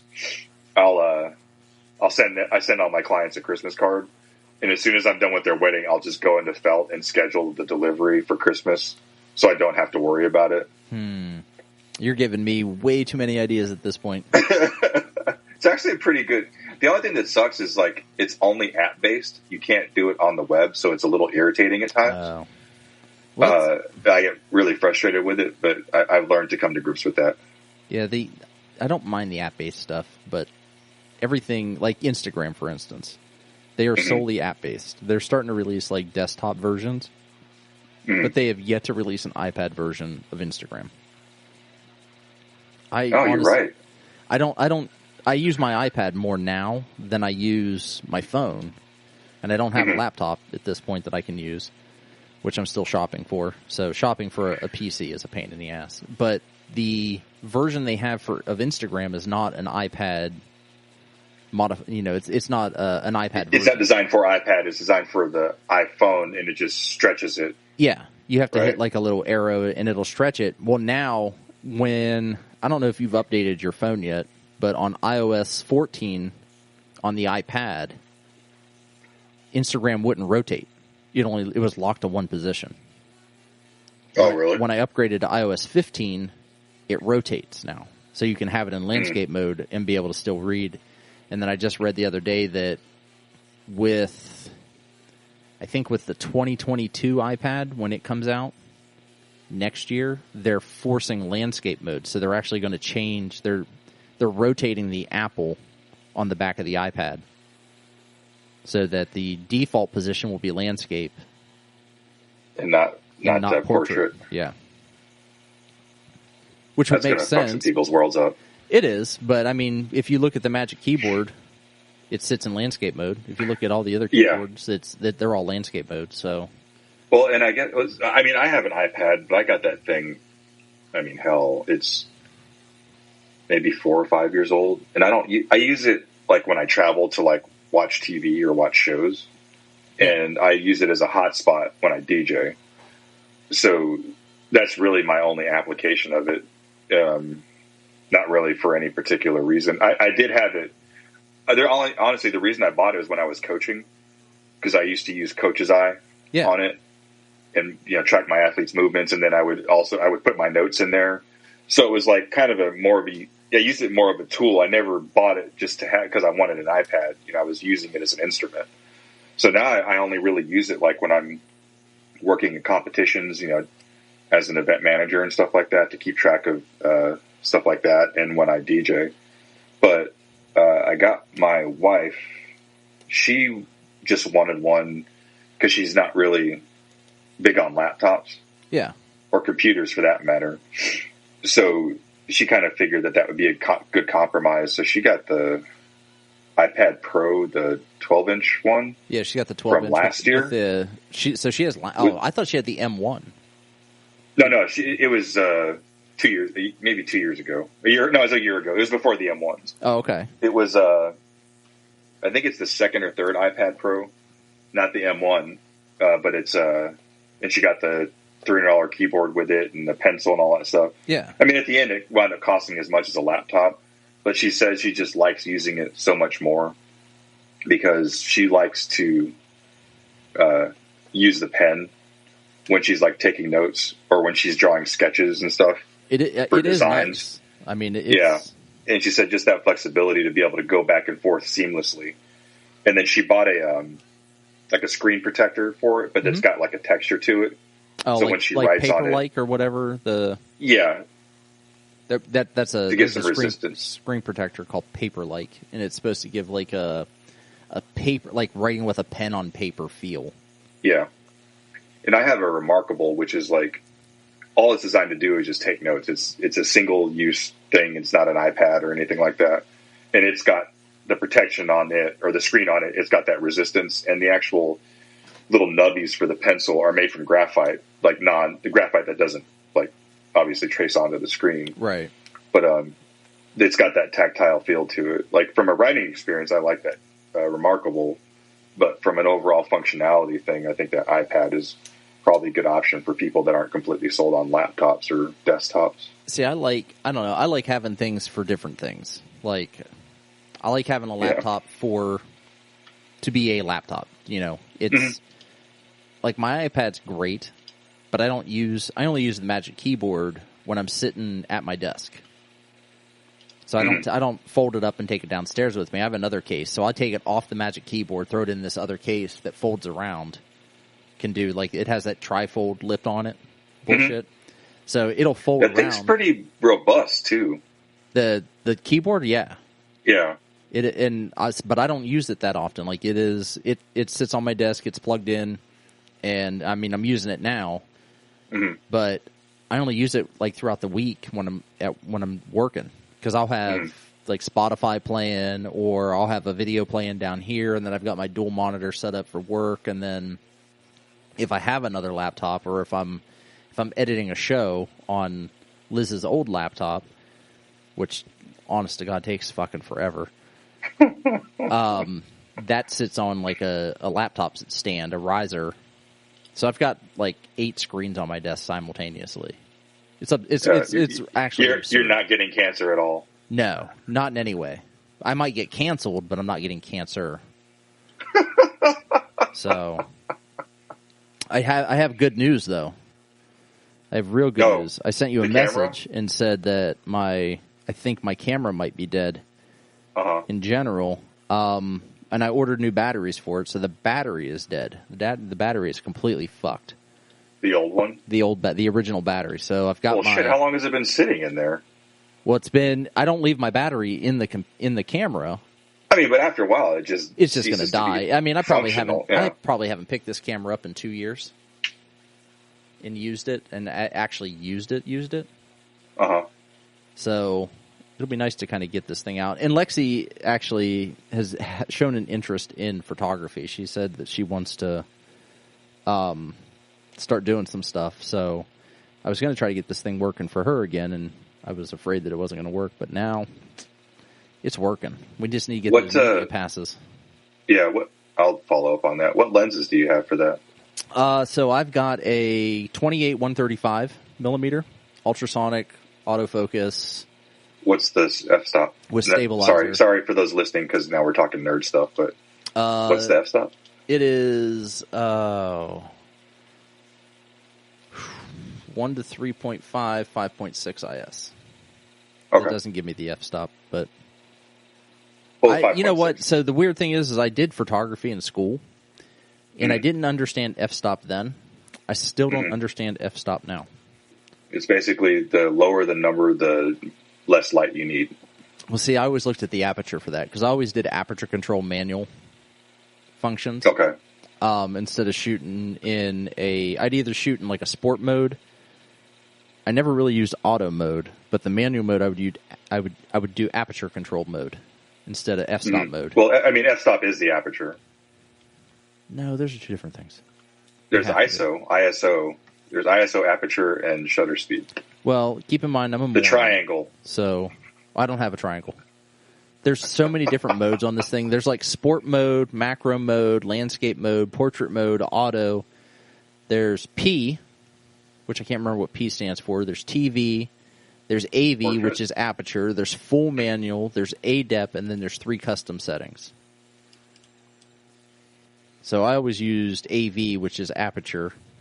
Mm-hmm. Now I wish that this is the year. So I think I have the EOS 40D, and I think the 50D came out with video. It was either the 50 or the 60. Like one of the next two had video in it.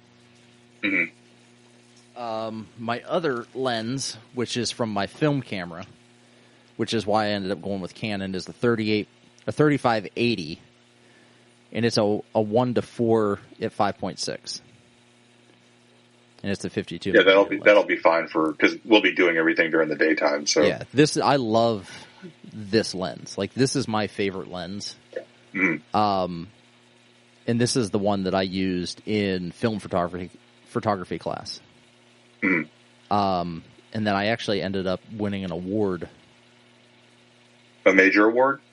Yeah. Kinda. I mean, I was a runner-up in printed. So I am a printed photographer. Like, you can. Oh, nice. I don't know if you can actually look me up, but I am a printed photographer in a book. Oh. And it's a picture. What kind of book? A photography contest book. Oh, okay. I can show you the book at some point. But there's a picture of a praying mantis that I took with this lens on some Keller film. And then I also had for a long time, it was in a black and white so this is my favorite. I took a photography class. I took a black and white photography class. Mm-hmm. I took a photo of a wheel, like a rim, when I worked at Columbus Car Audio. And that photo was taken with a really not so great digital camera. Mm-hmm. And it's in Keller, but in a class, like, I walked into this classroom, and I don't know how the teacher even got his hands on the photo, but there were pictures all around this classroom of all these black and white photos. And I walked over, and I'm like, that's my photo. And he's like, what? Where's my money? He's like, I said, that's my photo. I said, how did you get that photo? I said, that is legitimately my photo. And he's like, no, he's like, bullshit, it's not. He's like, we know all the photos for all the everybody that took photos here. We know who they are. And I said, yeah. I said, you don't have a name under this one. I said, that's mine. I said, and that's not even a black and white photo. Mm-hmm. He's like, oh, he goes, absolutely, it's a black and white photo. He's like, look at it. He goes, whoever did this, he's like, they did a great job for composition. They did a great job in, with the development of it. And I'm like, that was done on a digital camera. I said, and it's literally in color. And he's like, no. He like argued with me. So I grabbed my laptop out of my bag because I had all my photography stuff on there. I said, that's in color. I said, look. And I just pointed like this one little speck of glitter in the, like on the bottom right-hand side. One specific detail. Yeah. One little detail, and it was yellow. Yeah. It was like this gold yellow. And I said, this isn't black and white. And I opened my laptop up and I showed him, I pulled up the photo. I said, it was taken with this piece of shit Nokia camera. And he's like, oh my God. He's like, somebody submitted that for a grade or something? No, he's like, I said, where did you find this? He's like, he goes, like, people bring us stuff. He's like, it wasn't like that someone like tried to submit it. He's like, people bring us these, great photos.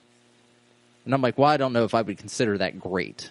I said, I was walking around in our storeroom at Columbus Car Audio, and I took a picture. Like, there's no composition to this. I said, that camera is in full auto mode. That camera's a piece of shit. I said, that camera's just a piece of junk Nikon camera. I said, I'll bring it to the next class. I said, it's not a great camera. And he's like, but everything's perfect on it. He's like, composition's perfect, the balance is perfect, everything is. Well, I can't help it if I have mad skills. I just looked at him. He's like, I expect great things from you in this class. I'm like, prepare to be disappointed. I said, because I don't know what to tell you. I said, this is a fluke of nature. I said, this is just a one-off, like, grabbed a photo. This is a test shot. Yeah, it was like me just fucking around. That's funny. But that's what kind of started a lot of the photography stuff that I was doing, or that I had been doing for a while. But I still have that piece of shit Nikon camera. And actually, I have a whole camera collection. I have what is it? I can't think of what it is. It's the accordion kind. So like you open it up and the lens accordion's like out. Like a pinhole type. Kinda, yeah. You adjust the accordion for the depth. It's a newer age version of that from like the 40s or 50s. Oh, nice. I have like this whole camera collection that I got. Should make your daughter learn on that one. I had thought about making her learn. If she can learn on that, she can do anything, dude. I might. I don't even know if it actually functions, to be honest. The sun's coming into the window. Yeah, as long as the shutter works, it's fine. Well, I'll have to get it out and check. Like, I have all of my like grandfather's like his slide projector. Mm. I have that, and then I have all of his slides. I have 8mm nudie videos. Of your grandfather, that's not of my dude. grandfather. No, I have. He kept a brown paper bag, like like you know how we're passing this brown paper bag across the table type of bullshit. He had a brown paper bag, and it's got 8mm smut in it. It's not even porn. It's just smut. It's just plain old smut. It's just smut. It's just women running around in like some stockings and a brassiere. Dude, you could probably get some big money for that, man. I might be able to. I need to look into that, like vintage porn. Yeah, trade it in for some Bitcoin. Oh fuck! I'll take some Bitcoin. I'll take some Cardano. I'll take some Ohm. I'll take whatever they're willing to dish out. I'll take it. I will take it. I need to buy some more too. Speaking of, it's all on sale. Well, I'm kind of. This sounds bad, but I really want the crypto market to take a crash. Well, I mean, it's about due. It's been hot for quite a while now. Well, I'm talking like last January. So, like the big one that I'm focused on right now is ADA. It's Cardano. Mm-hmm. Cardano is in like the top 10 at this point. It's up there with Bitcoin and Ethereum. And it's sitting at $2.26 right now. But January of last year, it dropped to 10 cents a coin. Oh, jeez. And my dumb ass, I don't remember it ever dropping that low. Yeah. But, like, I want it to go down there now. Like, I want it to drop now. Because I will cash in whatever I have in everything. Bitcoin. I'll just cash in Bitcoin. I'll cash in my BitTorrent and a couple girls' others. College money. Yeah, their college fund, the CDs and IRAs and my Roths. IRAs, yep. And I'll buy whatever I can get. I already told Liz, I'm like, if this, I said, we're getting ready to enter crypto winter. I said, if this drops back down to 10 cents, I said, be prepared to give me $1,500. And she's like, what? That's not even, I mean, speaking, I mean, from the crypto space, like, that's not really a lot of money either to dump on something. Well, it's not. That could 10x that could 10x in a year. Well, in a year, shit. I mean, it rebound. Let me look here. So, what, it took like 6 months, if that. So when it was down, come on, work for me, please. I need to try to zoom out here. So when it was down in, because we're looking at, it was down to $1. It was $1 in March, and I know in January it was in 10 cents. Yeah, so it's even doubled since March. So it's doubled since March, and it's at $2 now, almost $3. Well, it was almost $3 earlier this year. It's like $2.80 or something, right? Yeah, it got up to almost $3 for something. If I could take $1,500, buy however many I could get it at 10 cents, and then turn around a month later and get the $1,500 back, plus some, yeah, and then let it sit because, like, hey, babe, here's your money back. Here's your money back, and then let it. This is, I'm as foolish as it may be, where some people think it is. This is what I'm doing for my retirement. Like, I have my 401k. It's garbage. 401k is bullshit. Like, I have a Roth account. So when I quit Nationwide, almost 10 years ago, 9 years ago, it'll be 9 years ago this year. I left Nationwide. I left a pension. You went to Abercrombie and Finch. I wish. I tried. I went to. Who was who'd you work for? Which clothing company? Oh, yeah, I used to work for A&F. It was okay. Yeah, it was A&F that I used to work for. And now that I moved on to, I left Nationwide to go to. And I think that's probably the first time I've mentioned who I worked for on this show. My mistake. But I left a pension. I left a pretty decent parking spot. Yeah. Did you have keys to the bathroom? I had keys to the bathroom on the floor that was closed under construction. Did the job just suck? No, it wasn't the job, it was the manager. It was legitimately the boss that sucked. And he was one of those people that just wasn't going to go anywhere? He was always going to be there? He was there for 25 years, and he's still there today. I mean, oh, jeez. He's there. He's got his heels dug in. Yeah, it wasn't the, like, I will say, like, on the outside, he's a super nice guy. Like, when my dad passed away, he literally drove from Columbus to Toronto, which is a 3-hour drive, to come to my dad's funeral. Like, no one else that I work for from the company showed up. Like, he drove, like, on the outside, he was a super nice guy, like, super thoughtful. But as far as work went, he was savage as fuck about stuff. Like, you would have an idea about how to do something. He would blow that idea off and then come up with that idea 6 months later and claim it as his. He was the idea fairy? He was just ideas, mentions, like, you got credit for nothing. Like, he legitimately took all the credit for everything. That 1,000-mile rule. Yeah, it was bullshit, and I was just like, I couldn't take it anymore. Was he in the military? No. At one point?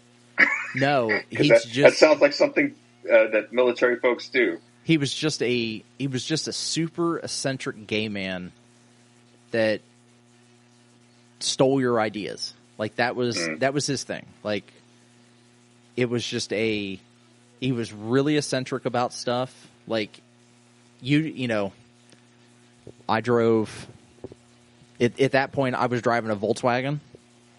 He drove a Mercedes. and he was like, well, I drive a Mercedes. And you're like, well, I fucking drive a Volkswagen. They're both German. He's like, but the Mercedes is better. And you need to go do this. And I'm like, oh, I don't fucking want to do that.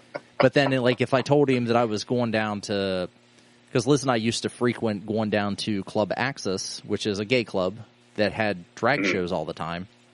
We would go down to drag shows, and he's like, oh, you went to that filth?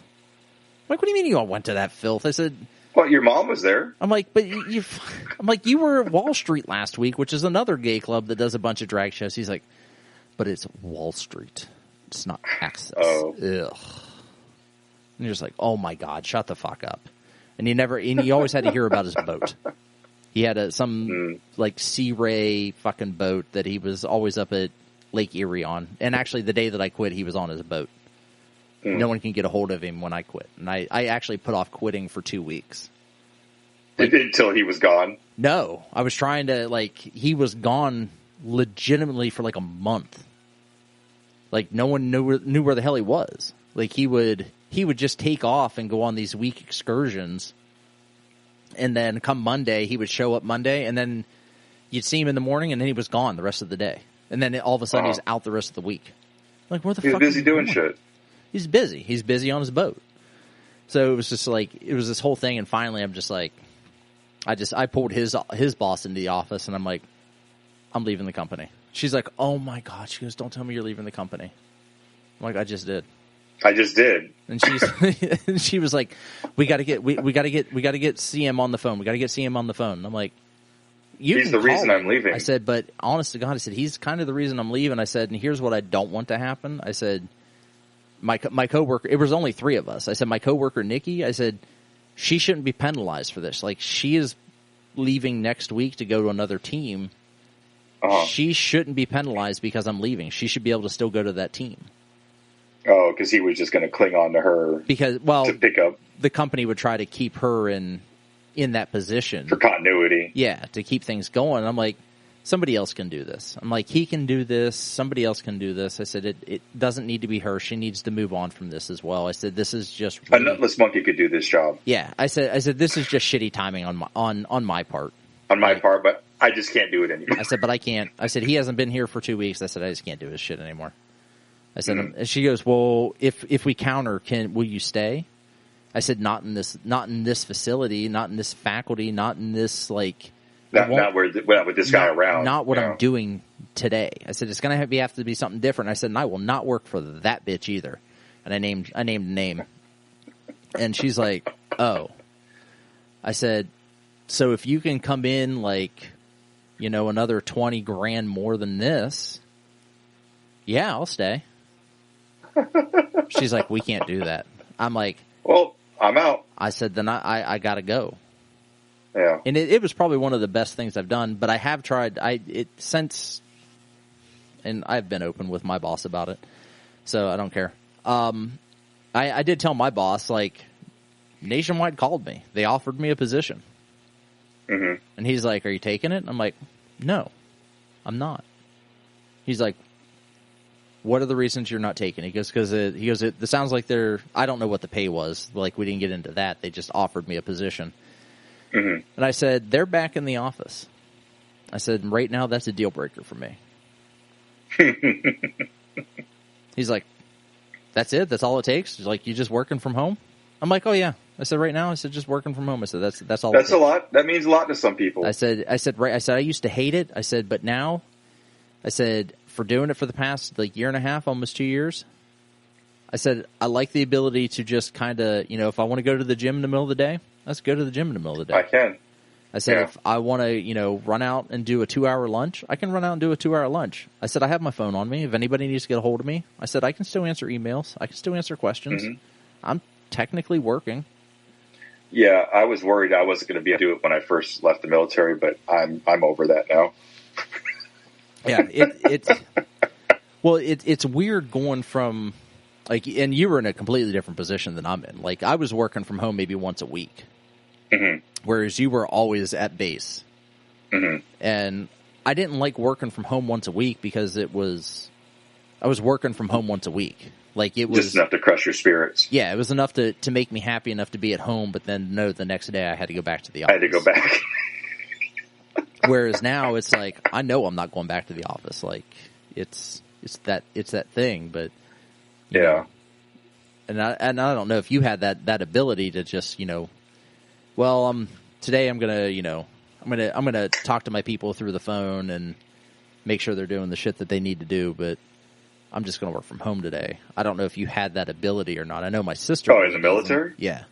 Oh, no, because everybody wants you to be there every damn day to sit there and go to meetings that are meetings that could have been emails. Oh, see, I do that every morning. That is my morning every day from 7:30 till noon. But you're at least able to do it from home. But now I can do it from home. Before I would have to go sit in a room with these people. Yeah. With all these fuckheads. I may have to go in and edit out the name of my company. Maybe a good idea. Timestamp. We're almost at 2 hours. Holy shit! We're pulling a Joe Rogan here. Yeah. But now I may have to go in and I'm going to go in and edit the name of the company out. But yeah, like, and I don't want to get into like all the bullshit that I deal with here, but I deal with a lot of bullshit as far as bullshit goes. As far as bullshit goes, like stupidity. I just like I have people that will send me messages and they'll ask a question and answer the question in the question. Like, hey, we need to know what the name of the next button is. And I'm gonna take a wild ass guess and say, well, the best part, they'll send a screenshot. Button? They'll send a screenshot with the name of the button in it, and I'm like, I mean, it's kind of the next button. Like, it's legitimately next button. That's the name of the. That's what you're looking for. Not previous button. Next button. Well, they want to know what the previous button name was too.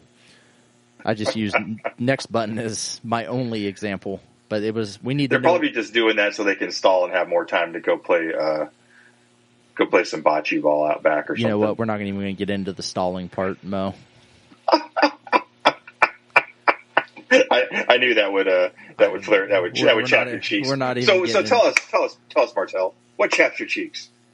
I don't know. You haven't done one of those in a long time. Oh, I did it last week. It was a lot of fuck yous in there. The whole episode was what chaps my cheeks. It was 27 minutes of fuck them, fuck you, and fuck them.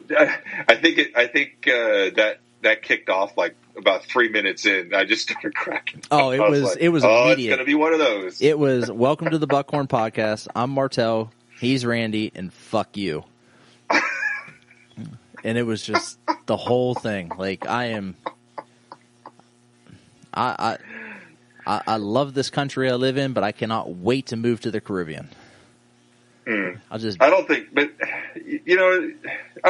regardless of what country I lived in, I wouldn't mind living in the Caribbean, Well, right. Or something equivalent. Like, I will gladly be an expat living in the Caribbean, Aruba. And you could have bought that banana farm, man. Speaking of banana farms. Don't even bring that shit up. No, I hear the next big, after this bourbon stuff cools off, I hear rum's going to be the next, big thing. Because it was vodka for a while. And then the bourbon came. I hear it's rum next. I can taste the difference between this gray goose, and Tito's. Like, motherfucker, you can't taste the difference between those. All I know is, I know what bad vodka tastes like. Yeah. And it... but I know if I don't like it. That's pretty much all I can do with vodka. But my sister, she really likes cheap vodka, but I refuse to buy her cheap vodka. So... Because, I know that, because she'll buy, the plastic handle, Popov or whatever. Ugh. Yeah, see, I won't even do that. No, I'm at least going to get you some... What's the... Is it Belvedere? Well, Belvedere, Tito's. Tito's is... When I was drinking vodka more frequently, that was my go-to, was Tito's. Because it was made it was when I was in Texas, so it was literally made, allegedly made down the street.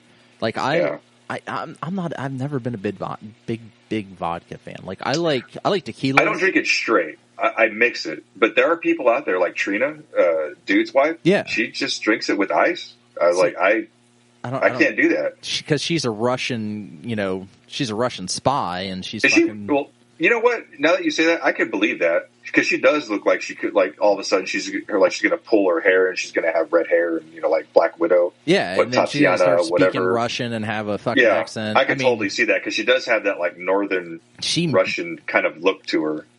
And I mean, I've talked to Trina a couple of times, but she mean mugged the fuck out of me the one day I came over to Dudes and she was working out in the garage. Like, she was going to straight up, like, wrap her legs around my neck, break my neck. Do a cartwheel and break your neck. Yeah, bullshit cartwheel flippy thing, and I was just like, holy shit, she's going to kill me. But no, she's just a Russian spy. That's all that is. I mean, it's now that makes a lot of sense. Yeah. I mean, they don't want anybody to know that, but I don't even think Dude knows that she's a Russian spy. Like, he's not even in on it. Like, it's like the show American. That's how deep undercover she is. Yeah. There used to be a show called The Americans, and they I remember that. I watched the first season. I was like, man, this is pretty. Yeah, I think I watched the first show, and I'm like, I can't watch this. This is too, like, this is IRL. This is in real life. This is going on right now. I think I watched the first season because they get to the very last episode is when the kids walk in. That I watched, like, the kids walk in and they hear them speaking Russian and they're talking into their, like, little communicator thing. Yeah, and they're like, and they just sort of look at him. Yeah, and then that was the end of the episode. So that's Katrina right there. She's doing that shit, and Dude doesn't even realize it. But she did a really bad job of picking an American name. I mean, Trina. I mean, come on, Katrina. Yeah, Katrina. Jesus. So do better. But yeah. I mean, so vodka sucks. I just never was a vodka fan. But like tequilas, there's one called it's called Hornitos. Okay. Hornitos is okay. And I call it Hornitos because it's easier to remember as Hornitos. But Herradura, that's horrible. Yeah, no, that's bad. And then there was another one back in the day. Like, it had a little red sombrero as a cap, and it had a guy on a Mustang, like a bucking Mustang. It was in a plastic bottle. It sounds like it was in a plastic bottle. No, it was in a glass bottle. They didn't do plastic bottles back in the 90s, in the 80s and 90s. That's actually a relatively new thing. But it had a little plastic red sombrero on the top of it. And I can't remember the name of it. But that shit was remember awful. Seeing them, but I do not know what it was called. I don't either. That shit was awful. But I like Hornitos. Yeah. Hornitos makes a really good margarita. Agreed. Because they make a mix too that's really good. Oh, do they? I didn't know that. Yeah. There's somebody that makes one that they use actual cane sugar in their mix, and it's really good. I think there's a bottle on my shelf, but I don't feel like getting up and looking. I made my own mix, and I used like frozen limeade, like that comes in the old school like 80s can. Mm-hmm. The concentrate. Yeah, the concentrate shit. Used that, Hornitos, half a lime, or basically a lime wedge. I just used more lime than I should have. Oh, is that the one you made on the show? Yeah. And it was, holy shit, amazing. Yeah, that sounded tasty. It was amazing. Well, now I'm trying to find, I'm going to end up doing another recipe. I want to do a pineapple chili margarita. So I'm looking for that recipe. But today, so you had asked me what we were drinking today, and I'm like, well, I just polished off, a bottle of Weller Special Reserve with some cider and a slushie. So go get some cider. Yeah, I needed you to. I didn't respond because I needed you to explain that to me. So go get some cider. Just apple cider. Okay. It's good stuff. Brown sugar. Well, is the intention to make me shit my pants? No. I mean, that's what cider does. I'm just asking for reference. That's what cider does. But, of course, I didn't measure anything, but I'll give you my measurements. So, I put 3 cups. It's measured in Martels. It's measured in Martels, yeah. The whole thing is a Martel. So it's in the blender. I put in 3 cups of apple cider. I did a skosh of vanilla extract. So just poured some vanilla extract in there.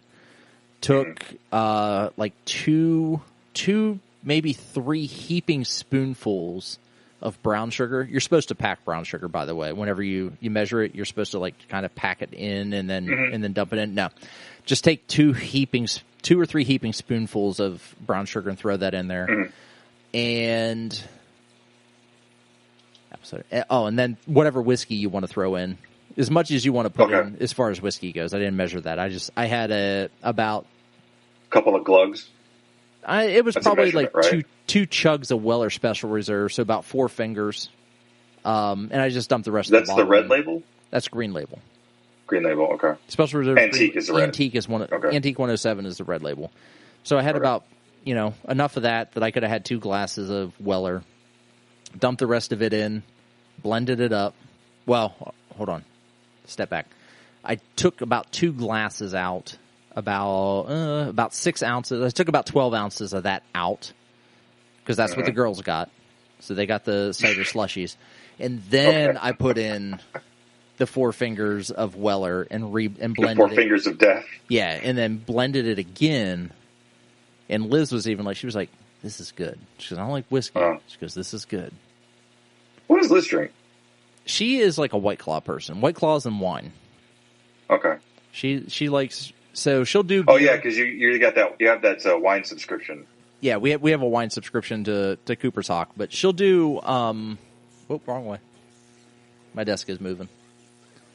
So she'll do beer occasionally, but we think she has some sort of gluten intolerance or something going on, like celiacs or I don't know, whatever disease, and so she'll. Maybe 1 or 2 beers, and then she's done. She's like, her stomach gets upset. But like White Claws don't bother her at all. Wine doesn't bother her at all. So she'll do White Claws and wine. I'll drink vodka, rum, gin, whiskey, beer, White Claw, kombucha, alcohol. Rubbing alcohol. It's all good. So it's all fine. I think when it comes down to it, there's really no alcohol I don't drink. There's won't drink. I don't drink like excessive amounts of alcohol anymore because I got a lot of mileage on my liver. Right.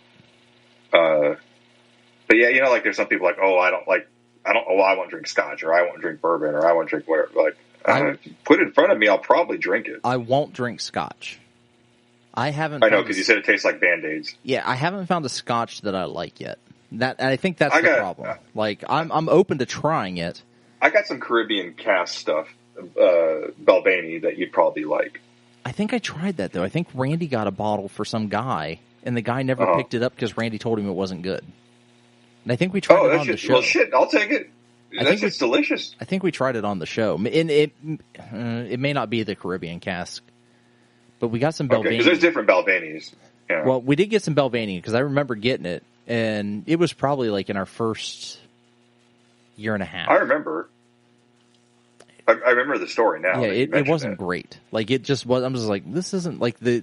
I know it was probably just a regular one because the Caribbean cask, because you like rum. Yeah. To a certain extent. So you would like. I know you would like the Caribbean cask. Well, so Jefferson Ocean did a Caribbean cask, and I wish I would have picked up the bottle when I saw it. I did not know that. And because I have an unopened bottle that Randy found for me when he was out, and just comes down to one of the things where like he saw this bottle, I'm like, okay, yeah, grab it for me. I regretted him grabbing it for me because I didn't want to pay him for it, and that's where my big thing comes from. I was like, I just don't want to pay somebody back. So like it's okay to buy you bourbon if it's a gift. No, not even then. Like when you send your text messages and you have like 800 photos in there of all these whiskeys, I'm like, God, I want every one of them. I just don't want to have to pay. I just don't want to pay Mo back for them. And so I'm just like, shit. Okay, So he found one. I'm like, all right, I really like the Angel's Envy Rye Caribbean cask.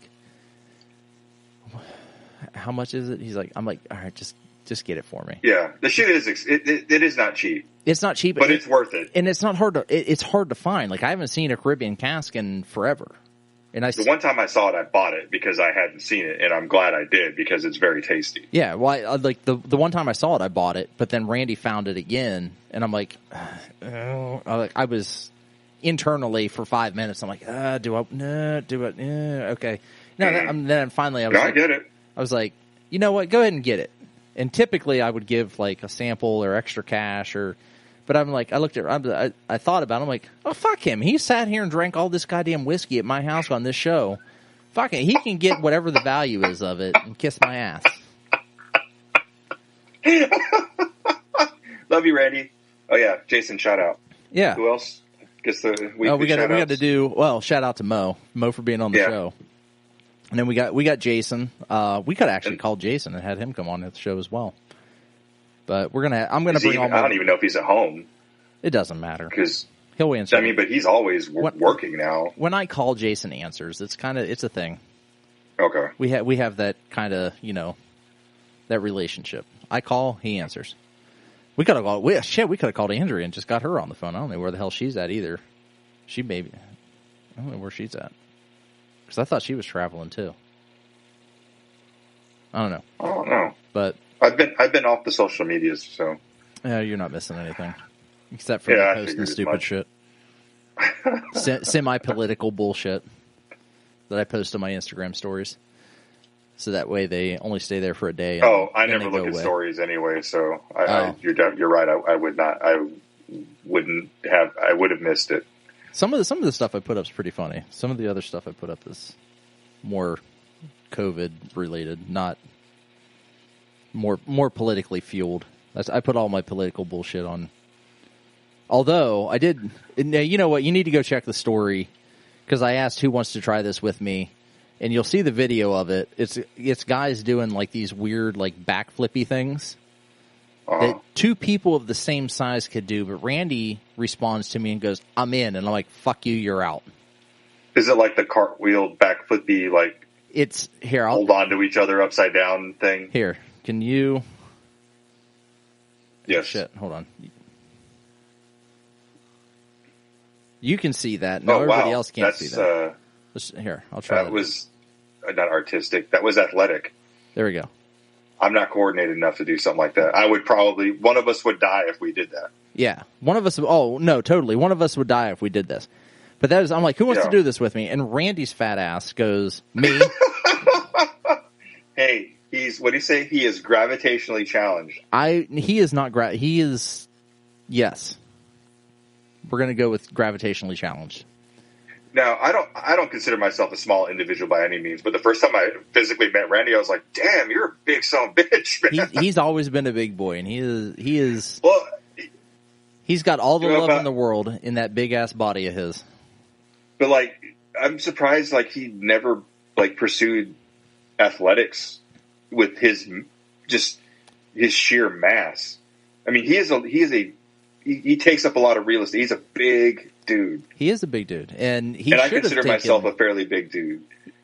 He should have taken up some sort of athletics because he is all about football.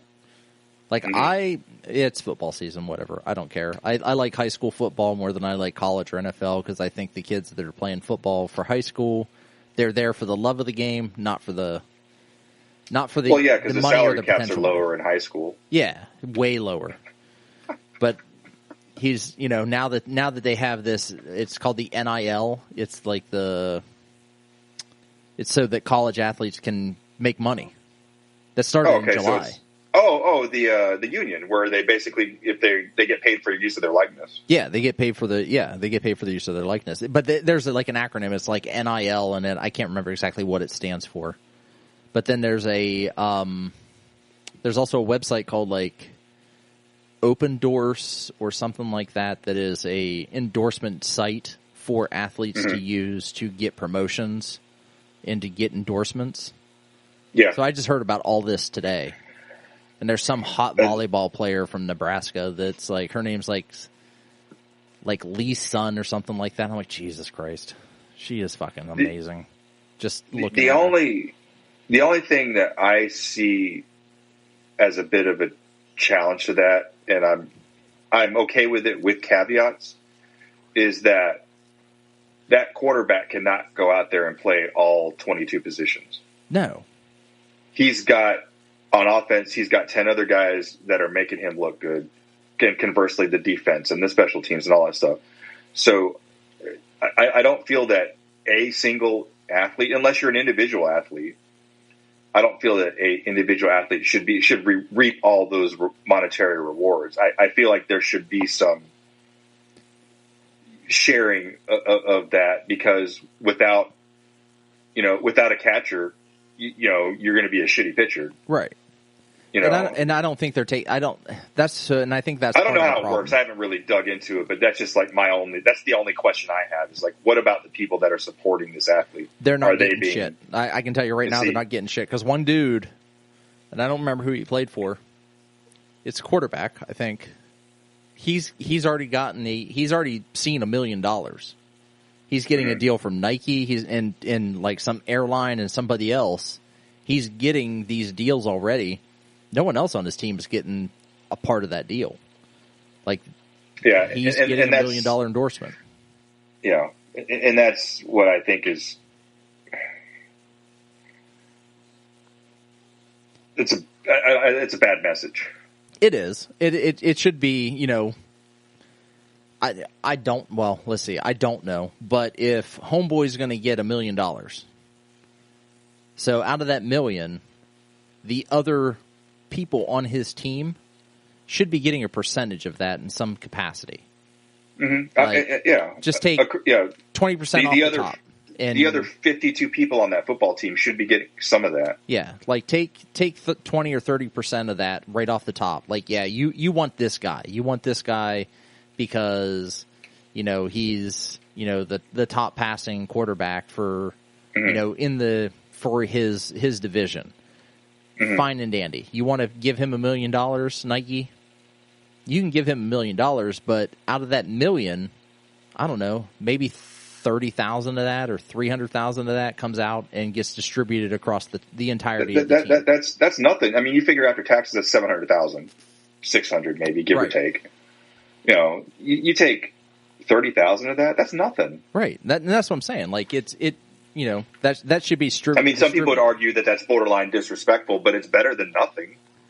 Well, half of nothing is nothing. So exactly. Anything over nothing is better than nothing. And I'd imagine that each school probably has more than one sponsored athlete. Oh, so if you have this allocated percentage that goes to the normies. Well, you got your starters, and you got your scrubs. I mean, yeah. Every team. I mean, college rosters are I think 60 something, 60 years. I know they're bigger than NFL rosters. Oh God, yeah, because they just have more kids that they can throw out there because they're not paying anybody. Yeah, but the college isn't paying anybody, so they can put as many people out there as they want. Yeah, because even those kids on their practice team are helping that kid be better. Absolutely. So if you make the roster, you should be. I hate to use the word entitled, but you should benefit from helping that dude win a Heisman Trophy. Absolutely, but that never happens. Like, and that's my. It's like I made a comment, I think, on the last show with Randy that I think high school football was better than college or NFL. And college used to be better than NFL. Now I say that with a caveat. I say like Division II and Division III are better than NFL because those kids are. And I would argue that Division III is even more. Those kids are more gutsy because they're having to pay to play. Yeah. And that's like high school. I mean, all high school is you have to pay to play high school football. Like there isn't a high school kid out there who is getting paid to be out there on the field. They're out there because they love the game and they want to be out there. Now, I'm not saying that's not the case for like college and NFL. The kids that are out there, but it's funneled. Yeah, it seriously starts to funnel down. Like there's only a select few kids that are going to come off a high school team. They're going to get recruited to a college team. Not every kid from every football team is going to go to OSU or Wisconsin. High school to make it a Division I, it's like 1 in 1,000 or some shit like that. Yeah, it's ridiculous. Like, and there's how many high schools? Across the United States. I mean, and there's 100 and some Division I colleges. So there's a lot of rosters that need to be filled. But even from that, like my son, he's a big dude, but he was, quote, too small to play Division I football at his position. You're talking about Nick? Yeah, Nico. Yeah, he's 6'5", game weight, he was about 280. And he was too small to play Division I. That's ridiculous. Yeah. But then when you see the guys that were his competition, they were like 6'7", 300 and some change and still ran like low fives, high fours. See, that blows my mind though, that that my son is too small. That your son's too small, and I've met him, and you're telling me he's too small, and he towers over me, and he's twice my size, and I'm 200 pounds, and he's bigger than I am. I'm like, holy shit. Yeah. He's gonna steamroll me. Yeah, but it was one of those things. Like for him, it was just a passion. He just wanted to play. He just wanted the opportunity to play again. Yeah, and that's and every last one of those kids on his team, like they were just playing because they wanted to play football. None of them had any aspirations of making it in, the CFL or the NFL. I think there's been one or two kids that have played like arena. Oh God, arena, and stuff like that. But I think there's been in the history of his school, there's been one guy that went to the NFL. Actually, Pete Metzelaars. He was a tight end in all those Bills teams that went to the Super Bowl and couldn't win. Oh, in the 90s. Yeah. That's the only guy from his school that's ever made it to the NFL. Yeah, see, but that was in the 80s. We've had it when steroids were mandatory. Yeah, so you've met Bobby, my buddy Bobby. He was our quarterback, right? He was our quarterback. I mean, he went to TIFF and he was quarterback. He probably could have went. He probably could have went pro if he wanted to. I don't know that if he wanted to or not. I haven't talked to Bobby in a while, so I actually need to see if he wants to if he's going to come out to Indiana. Or out to Indianapolis and meet us down there, just at least for a night, because he's in Fort Worth. He's not that far away. Fort Worth is like a 2-hour flight. I think he's got a pilot, so Fort Wayne. Fort Wayne, whatever. Fort Wayne. It's Fort Wayne. Fort Worth. Fort Wayne. It's Fort W. Either way, it's either a 2-hour drive or a 2-hour flight. He's got a pilot. Yeah, he can make it. One of the two. Yeah, I mean, he's got the cash. He can make it either way. He's got the money. He's throwing masters competitions for CrossFit, so he can do it. And he's got 15 bottles of Pappy in his basement. Yeah, and buying lots of bourbon. Yeah, he's got shitloads of wine and shitloads of bourbon. Motherfucker can make it down. But yeah, dude's doing okay. He's doing all right with 2 CrossFit gyms and owning a old folks home. But I need to reach out to him to let him know that I'm going to be here if you want to swing down, whatever. Not you don't have to come to the race, but I'm in the area, so if you want to hang out, we're gonna hang out. But like he was our high school. He was our quarterback. Like I graduated a year ahead of him. Now, granted, him and I did not hang out in high school. I always thought he was a nice guy. He's still doing the same quarterback bullshit today that he was doing in high school. Except now he's doing it like the what are those dickheads that do all the goofy trick shots and shit? Dude perfect. Oh, Dude Perfect? Yeah. So he'll do some Dude Perfect shit. Like he's throwing, footballs like between his legs into a basketball game. Oh, no shit. Oh, fuck yeah. He's doing all this trick shot, and he's just doing his shit for fun. So he's still got like the accuracy, the ability, and the ability to do all this shit. And I'm like, he easily probably could have been the next, or the former Tom Brady. He could have made a roster. Yeah, he absolutely could have made a roster. He was amazing. Like it was. Yeah. It wasn't. It is pure raw talent and striving for the love of the game. Like he could have done these things. A lot of those guys, though, as my other son says, is like they ain't normal. Oh no, Bobby's not normal. Bobby is nowhere near normal. Yeah, and I don't say that in a negative way, but you come across these athletes that had the capability of making it to that next level, and you stand by them on the court or you play on the same field with them as them, and they ain't normal. No. I mean, when you've got a guy, literally you've got a guy who can throw a football and hit the hands of a dude who's double covered. Flat-footed. Yeah, and it just, boom, hit it, and then all the guy has to do is step across the line and score a touchdown. I mean, that is what Bobby is. He is, like, the accuracy, like, it is a whole other level of some shit talent that you and I just... We could work for years. I just called you untalented, Mo.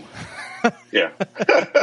It's okay. I'm talented in other ways. He is just, like, when it comes to football and basketball, the guy has just got talent coming out of every pore in his body. Oh, no, I've seen what that looks like. It is obscene. Like, you're just like, how in the hell, how? But he does it. It's all the time on Instagram. Like, you'll see him...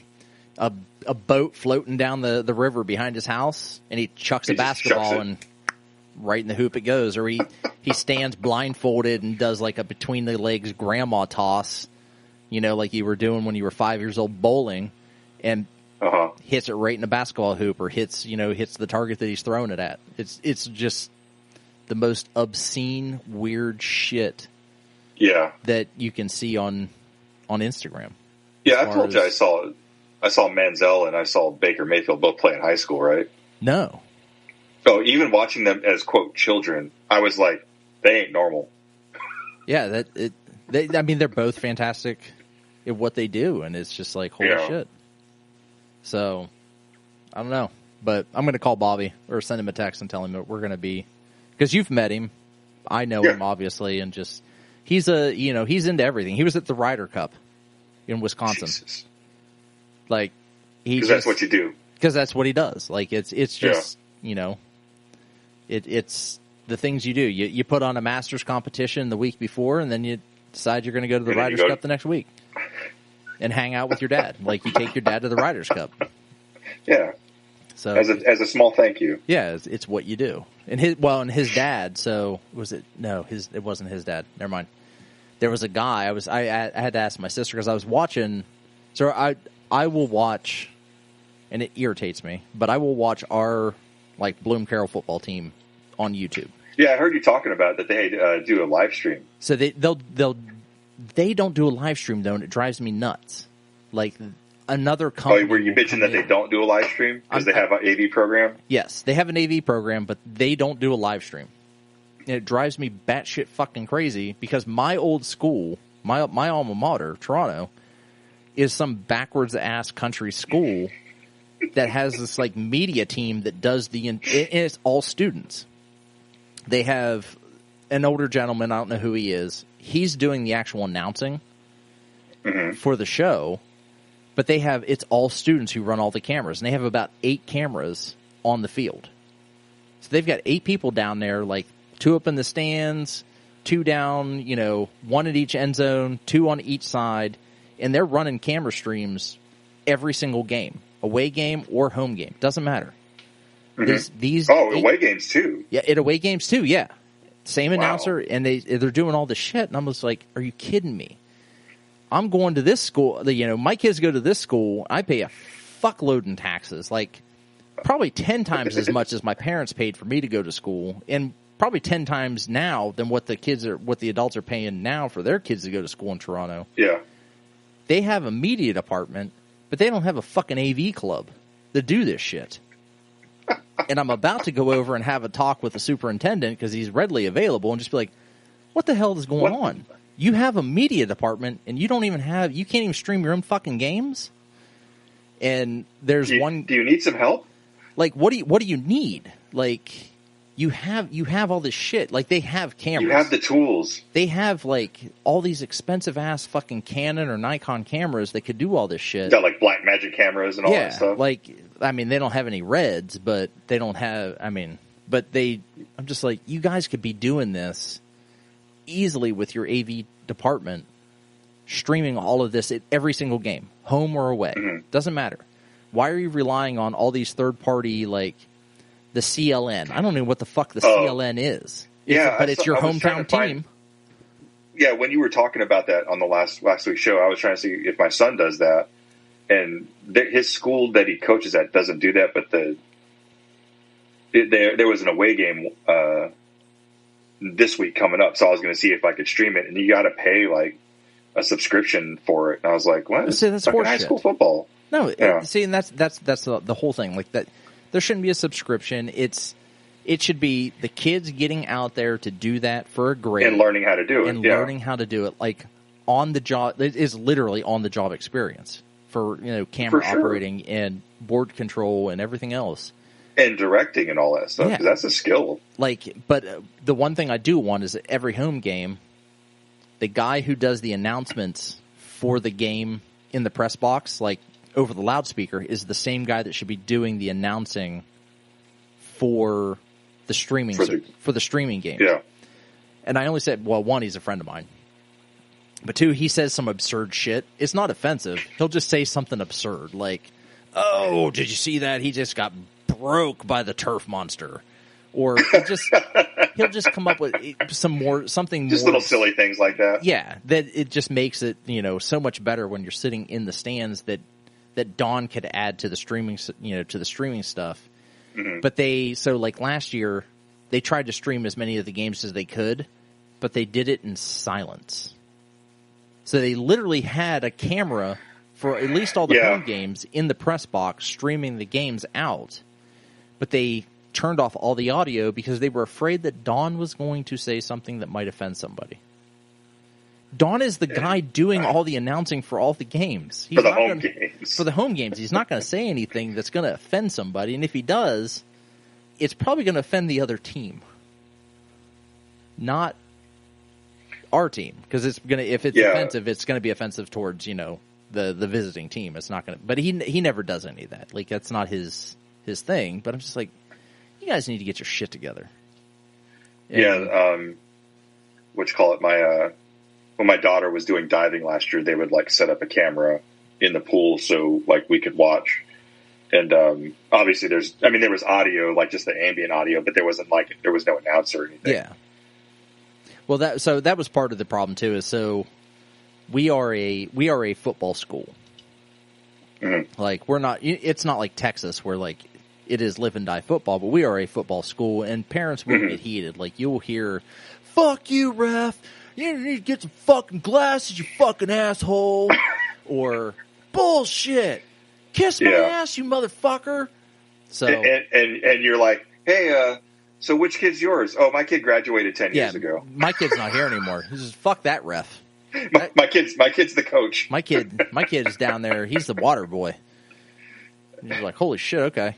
But it's just like they're passionate about their football. They're very passionate about their football. Like we have one guy, I'm not going to name him. He's a neighbor of mine. And if he will stand and he will yell at his kid from the bleachers. Now I know his kid can hear him because everybody else in the stadium can hear him. Every kid can hear their parents' voice. It is, why don't you fucking block? Get up there, you little asshole, and fucking take him out. And you're like, whoa. I'm not a fan of that. So, and I get that part, like, but that doesn't mean you have to have the microphones on all the cameras that are stationed around the field. You just need the microphone in the press box. Yeah. So that the announcer can do the announcing instead of having a separate announcer watching a little screen. Or just run that 2-second or the 3-second delay or whatever. Yeah, with a little button. You're like, beep. Yeah. We should probably do that on this show. Nah, it just wouldn't be the same. Are you sure? I'd have to go through and just edit everything this episode and be like, fuck those motherfuckers. It would take way too long to edit. Yeah. Oh, I tried that like when we first started. I'm like, I'll edit the show, and then I'm like, this is an unedited show. Like whatever happens, happens. I ain't taking out. Yeah, like, editing takes time. So like, because you and I we've talked about editing shows and doing it as like a side thing, which I'm not opposed to. I just need a laptop to do it with. Yeah. So if anybody needs help editing their podcast, absolutely, let us know. If Buckhorn, buckhornpodcast@gmail.com. Buckhorn, at gmail.com. But like going through, like one guy got down to the point where he was editing out dead air between words, like that dead air right now. Well, if you do that, you're talking like 3-to-1 ratio. I was like, holy shit, there's no chance in hell I'm going to sit and do that. Like, I'm not going to take out like a 4 or 5 second pause. Or all the ums and ahs. Well, that was the other thing. Yeah, he would take out I don't know that we do a whole lot of that, but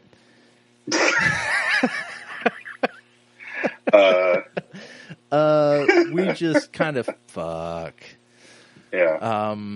But so anyway, for all of the all the hundreds of thousands of listeners of this show, expect that kind of quality from the Buckhorn Podcast at gmail.com.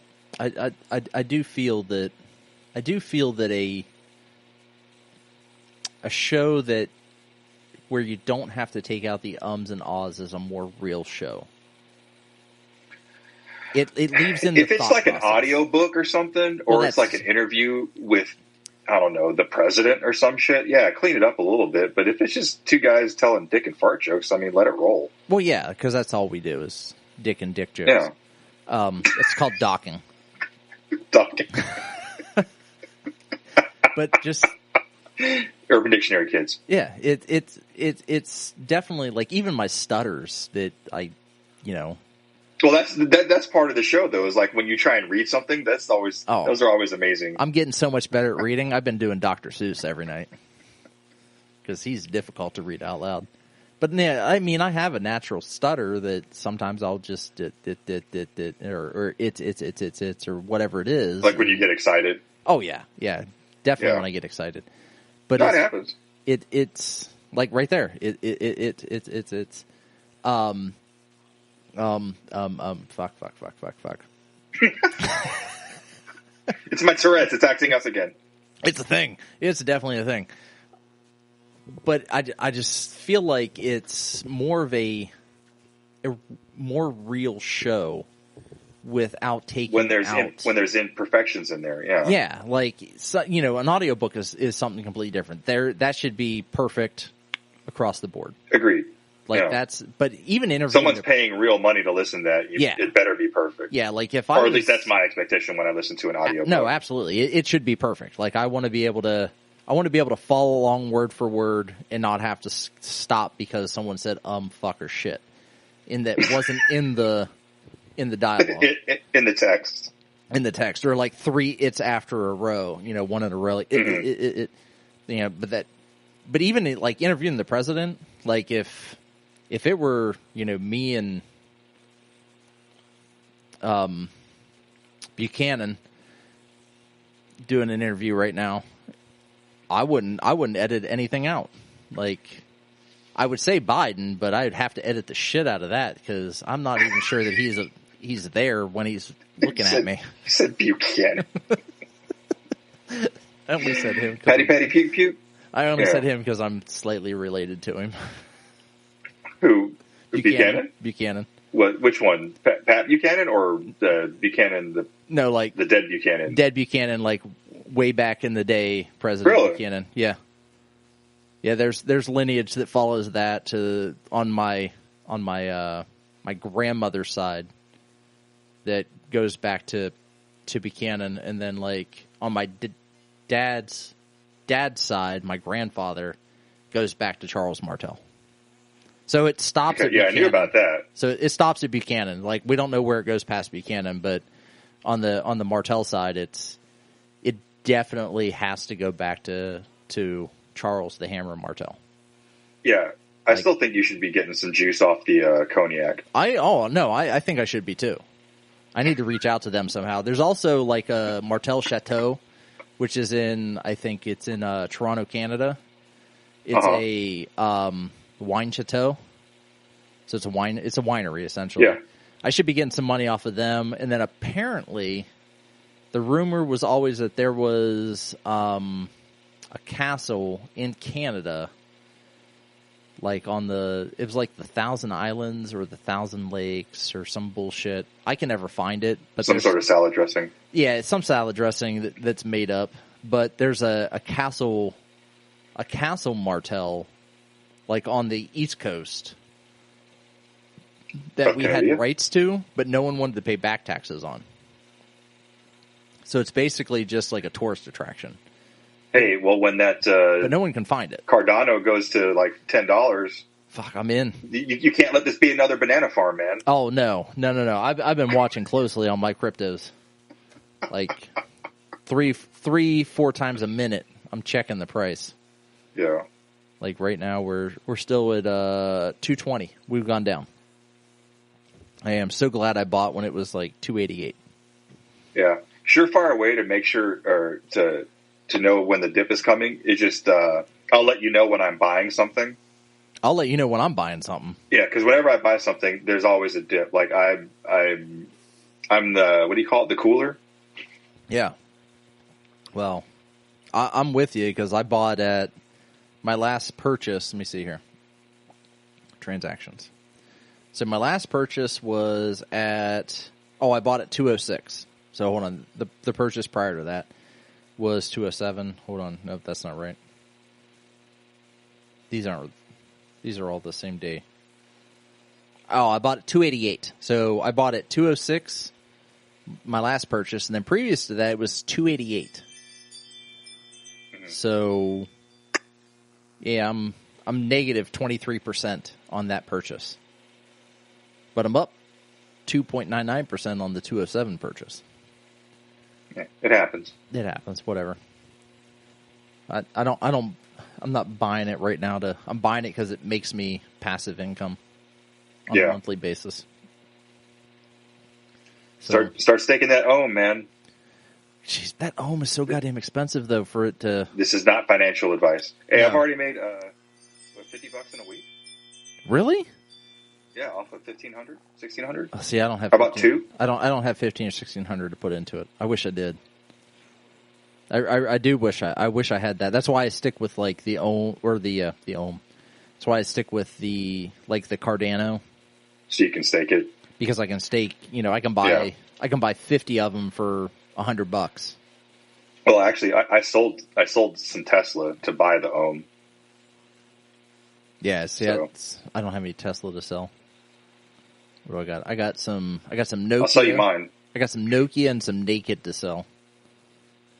So I bought like Naked brands. I bought like 41 shares when it was at like $1.84, and now it's up to 73 cents. And then I bought some Nokia when it was. Are they still in business? Oh yeah, they just released an Android phone. Yeah, I know they're crushing it everywhere but the United States. Yeah, like Nokia. Well, Nokia's not going anywhere, but I bought them when they were at 516, and they're up to 555. Did you know that their original invention was a car-based record player?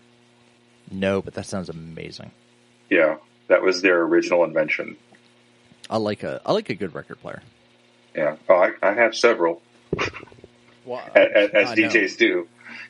You got the ones and twos on the wiki. The Technics, the 1200s. God, so the last I'm gonna tell this story, and then we've been going for like almost 3 hours. And time flies when you're having a good time. So no joke.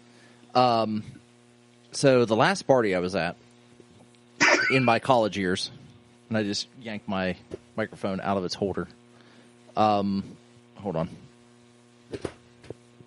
Real shit going on here. Really? All right. So the last actual party I was at, my buddy Sean, he would do DJ shit. Mm. Two turntables and a microphone. And a microphone? Oh yeah. Where it's at. This is where it's at. And he would tear it up. And well, we decided we were going to dual DJ this thing. So one was going to run one turntable and one was going to run the other. And then we were going to fight over the slide.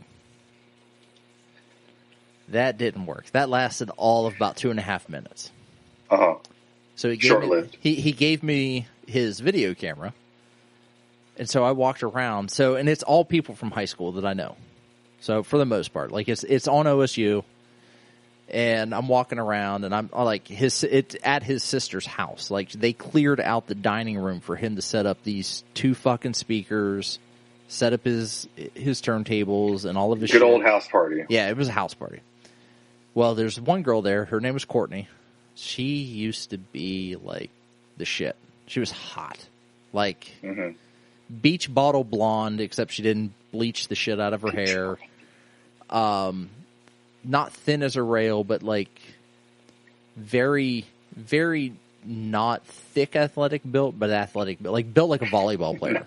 Not thick athletic. No, like not thick athletic. Because I got in trouble for that once for telling someone they're like I'm athletic. I'm like no, you thick. You thick. You ain't athletic. You're a softball player. You're not a volleyball player. I almost got fired from my job for that one. But she was like very volleyball player, like athletic, like very slim and thin. And I had this video camera with me, and I was walking around with it. Now I'm trying to remember the specifics of this because I was trashed. Like at this point, I drank. Like, so it's only going to get better from here. Oh no, I drank so much that And it's someone that I would not have hit on in high school. She is not a girl I would have hit on in high school because I was an asshole that nobody liked, and she was Miss Popular.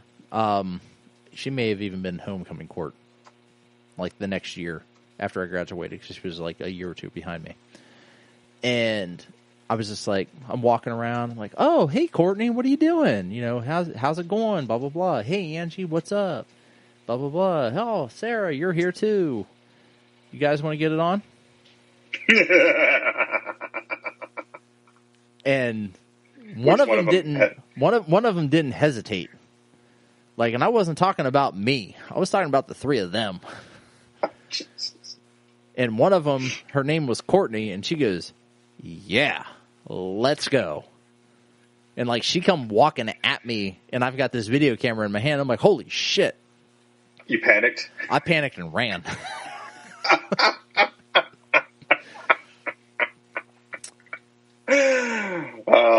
All this still exists somewhere. Everyone's gangster until it's time to do gangster shit. Yeah, I was not ready to do gangster shit. I was talking about like the three of them getting it on, not being fucking raped in a between two houses on, you know. Well, you can't rape the willing, so. In between two houses down on OSU campus, like I ran, and there is video of this somewhere, and I got to see if I can find it because I will post that shit to Instagram. Like with the video camera, like shaking up and down. Like oh yeah, as I turn around, I'm like fuck. They almost got me. Shit. Whew, I almost have my dick in that. So I need to see if Sean still has that video or if Angie has that video, and see if I can get that. So I will put that shit. I'll put it on Instagram. I'll do it as a reel. It'll be great. But yeah, I ran. Now, I know Courtney doesn't listen to the show, and I know that no one knows her listens to this show. She's not that good looking anymore. She got thick like a softball player.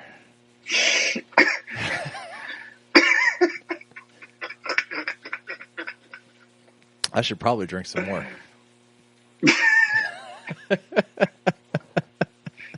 Yeah. Anyway. You already got both feet in. Might as well just go all the way. She's still cute. She's just thick. Like Parsons Avenue thick. Jesus. Anyway. You got anything else you want to talk about, Mo? I think we've covered it all, man. We've talked video games. We've talked bourbon, tequila. We talked vodka. What else? Vodka. Good old college days. College days.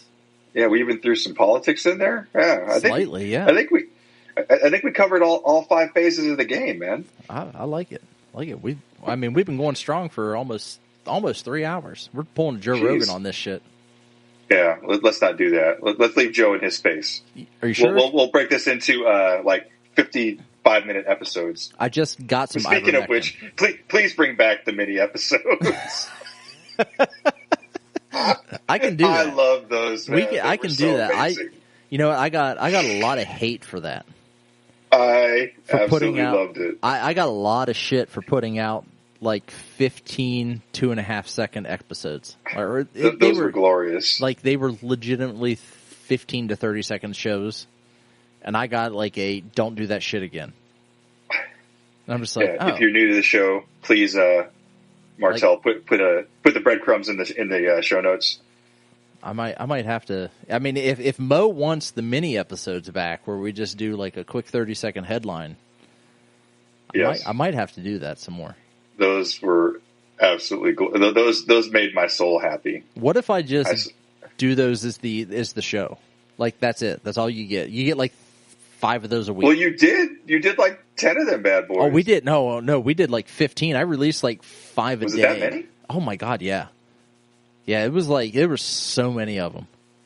Because I would do like 3 to 5 a ridiculous. Day from like Tuesday to Friday. Like Friday, I think I released 3 of them, just on a Friday. I can do it. I don't care.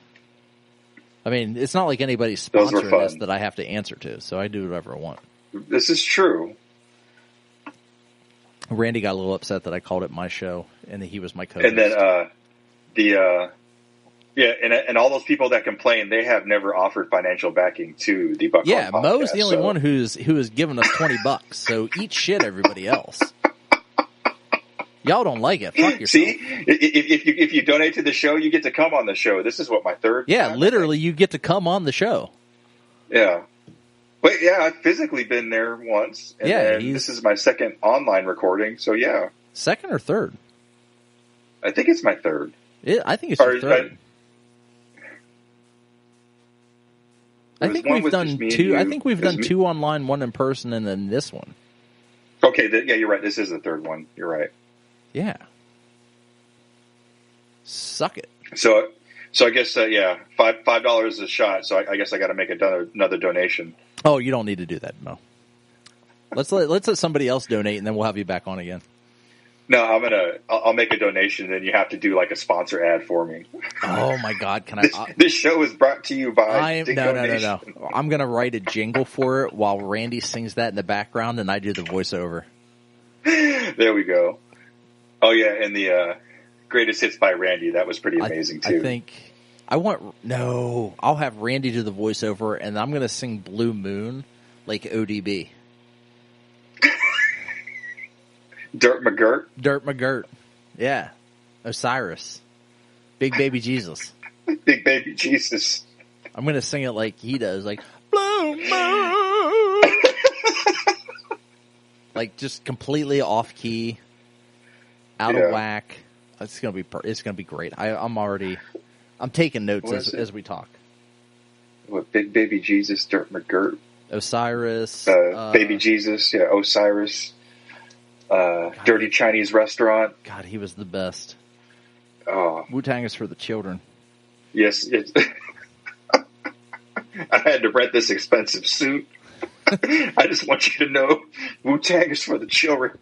My favorite is when he went to the welfare office in a goddamn limousine. Oh, in a limousine, drinking champagne in a plastic cup. Oh my God, that's so good. Yeah, you need to put a link to that MTV News episode where he went to go cash his welfare check. God, that was glorious. The best. That was straight thug right there. That was the best. Like, I mean, I'm a huge Method Man fan. Like, Method Man and Redman, like those two together is amazing. Listen to the RZA. He is great, but no one beats ODB. Yeah, like ODB makes my heart happy. Like, he is just like Shimmy Shimmy Y'all comes on, and I turn that shit up, and my girls hate it. Or Give Me My Money. Brooklyn Zoo. Yeah. Like they hate everything about it, and I'm like, he's a national treasure. Yes, he is. He should be in the Library of Congress? Oh God, yeah. He should be in the Library of Congress. He should be in the Rock and Roll Hall of Fame. He should be in every Hall of Fame related to music because he's covered. Let's face it, he's covered all genres. I mean, he should be in the Country Hall of Fame too. I mean, he should be. They should have him as a hologram at the Grand Ole Opry. At the next Coachella, they need to have an ODB hologram. God, he is so good. He is so good. But anyway, all right, we've been going like a good 2 hours. This is going to be one of our longest episodes. And you know what? I absolutely enjoyed this. Like, we should put this behind a paywall. That's how good it is. Yeah, Patreon. I'm going to give everybody a good 30 minutes of the show, and then I'm going to put the rest of it behind I don't want Patreon. Use Coffee. They're better. Patreon can suck it. They take too much juice. I'm just going to password protect it, and then you have to Venmo me money, but it's not going to be like, oh yeah, $1 will get you in or $5 will get you in. It's whatever I feel that day. Like how pissed off I am that day at the people that I have to deal with is what's going to get you access to this. So listeners, my guess is that you're better off asking on a Friday. Yeah. Well, maybe, because this Friday I legitimately left I signed off at noon because I was pissed and took the rest of the day off. You might be better off to ask on a Monday before the show comes out. The show comes out on a Tuesday. You might be better off to ask on a Monday for access to this, because Friday I was like, fuck it, I'm done. I can't deal with this shit anymore today. And I legitimately, I left. I went to the gym, I worked out, and then I went to the brewery. I drank 2 beers and ate like a Reuben sandwich and a pretzel. Because I was like, I can't deal with this shit. That bad. It was a Reuben kind of day. In a Bavarian pretzel. Barbarian pretzel. Did it have like long braids or something? No, Bavarian. Oh, I thought you said barbarian. Oh no, it was barbarian, but it was a Bavarian pretzel. Oh, like it was like this enormous. Not to be confused with Bavarian. Bavarian, whatever. Bavarian. You know, Lancaster. It's all the same shit. It's all the same shit to me. But it was tomato, as Randy would say, tomato, potato. Yeah, tomato, potato. Whatever the hell he says. I don't listen to him half time anyway. But all right. All right, dude. Check us out on Facebook, Instagram, and Twitter. Google, Tweetstagram. Hey, Mo, thanks for being on today and filling in for Randy. I absolutely appreciate it. They're big shoes to fill, but I hope the listeners enjoyed my, as Dude says, my sultry voice. It is more than big shoes to fill. It's more like a seat and a half. So I appreciate it. Absolutely. You are welcome on the show. Anytime. If you didn't hear, it is apparently dinner time, and I need to enjoy, because that's what Google Home just said. Yes. Do you know you can do that on Google Home? Do you have a Google Home? I don't think I have one. No, I have the other. Alexa. No, I do have. I have a Google, the little puck thing. Okay, yeah. So I've got like several of those around the house, and if you say Google, it's dinner time, it'll announce dinner time and literally ring a dinner bell. Interesting. So I just got that come through. So it's apparently dinner time, and I should enjoy. Yes. So hey, for Mo, thank you from the bottom of my heart for coming out today and FaceTime. It was really hard for me to put some pajamas on and go into the office. So I will see you literally in like 2 weeks. Oh yeah, no joke. Yeah, like 2 weeks. Sure. I'm driving out to your place, and then we're going to head over to Indianapolis. I'll get a hold of Bobby. We'll see if we can get him to bring a bottle of Pappy. Oh, he's got so many bottles. Very nice. He's got like a case of that shit. He's got so many bottles. He told me he's got over 400 bottles of wine in his basement. Yeah, he could sacrifice one bottle for us 4 people. Sacrifice a bottle, and we'll do a whole show. Like, I'm bringing all my recording equipment. Cool. I'm bringing all of it. I'll have my cameras so we can record. Yeah, we're going to do a show. We're going to do a show while I'm out there. I told Randy we're coming, that I was coming. Mm-hmm. So we're going to do this. Hey, for Mo, I'm Martelle. We're out. See ya. See ya.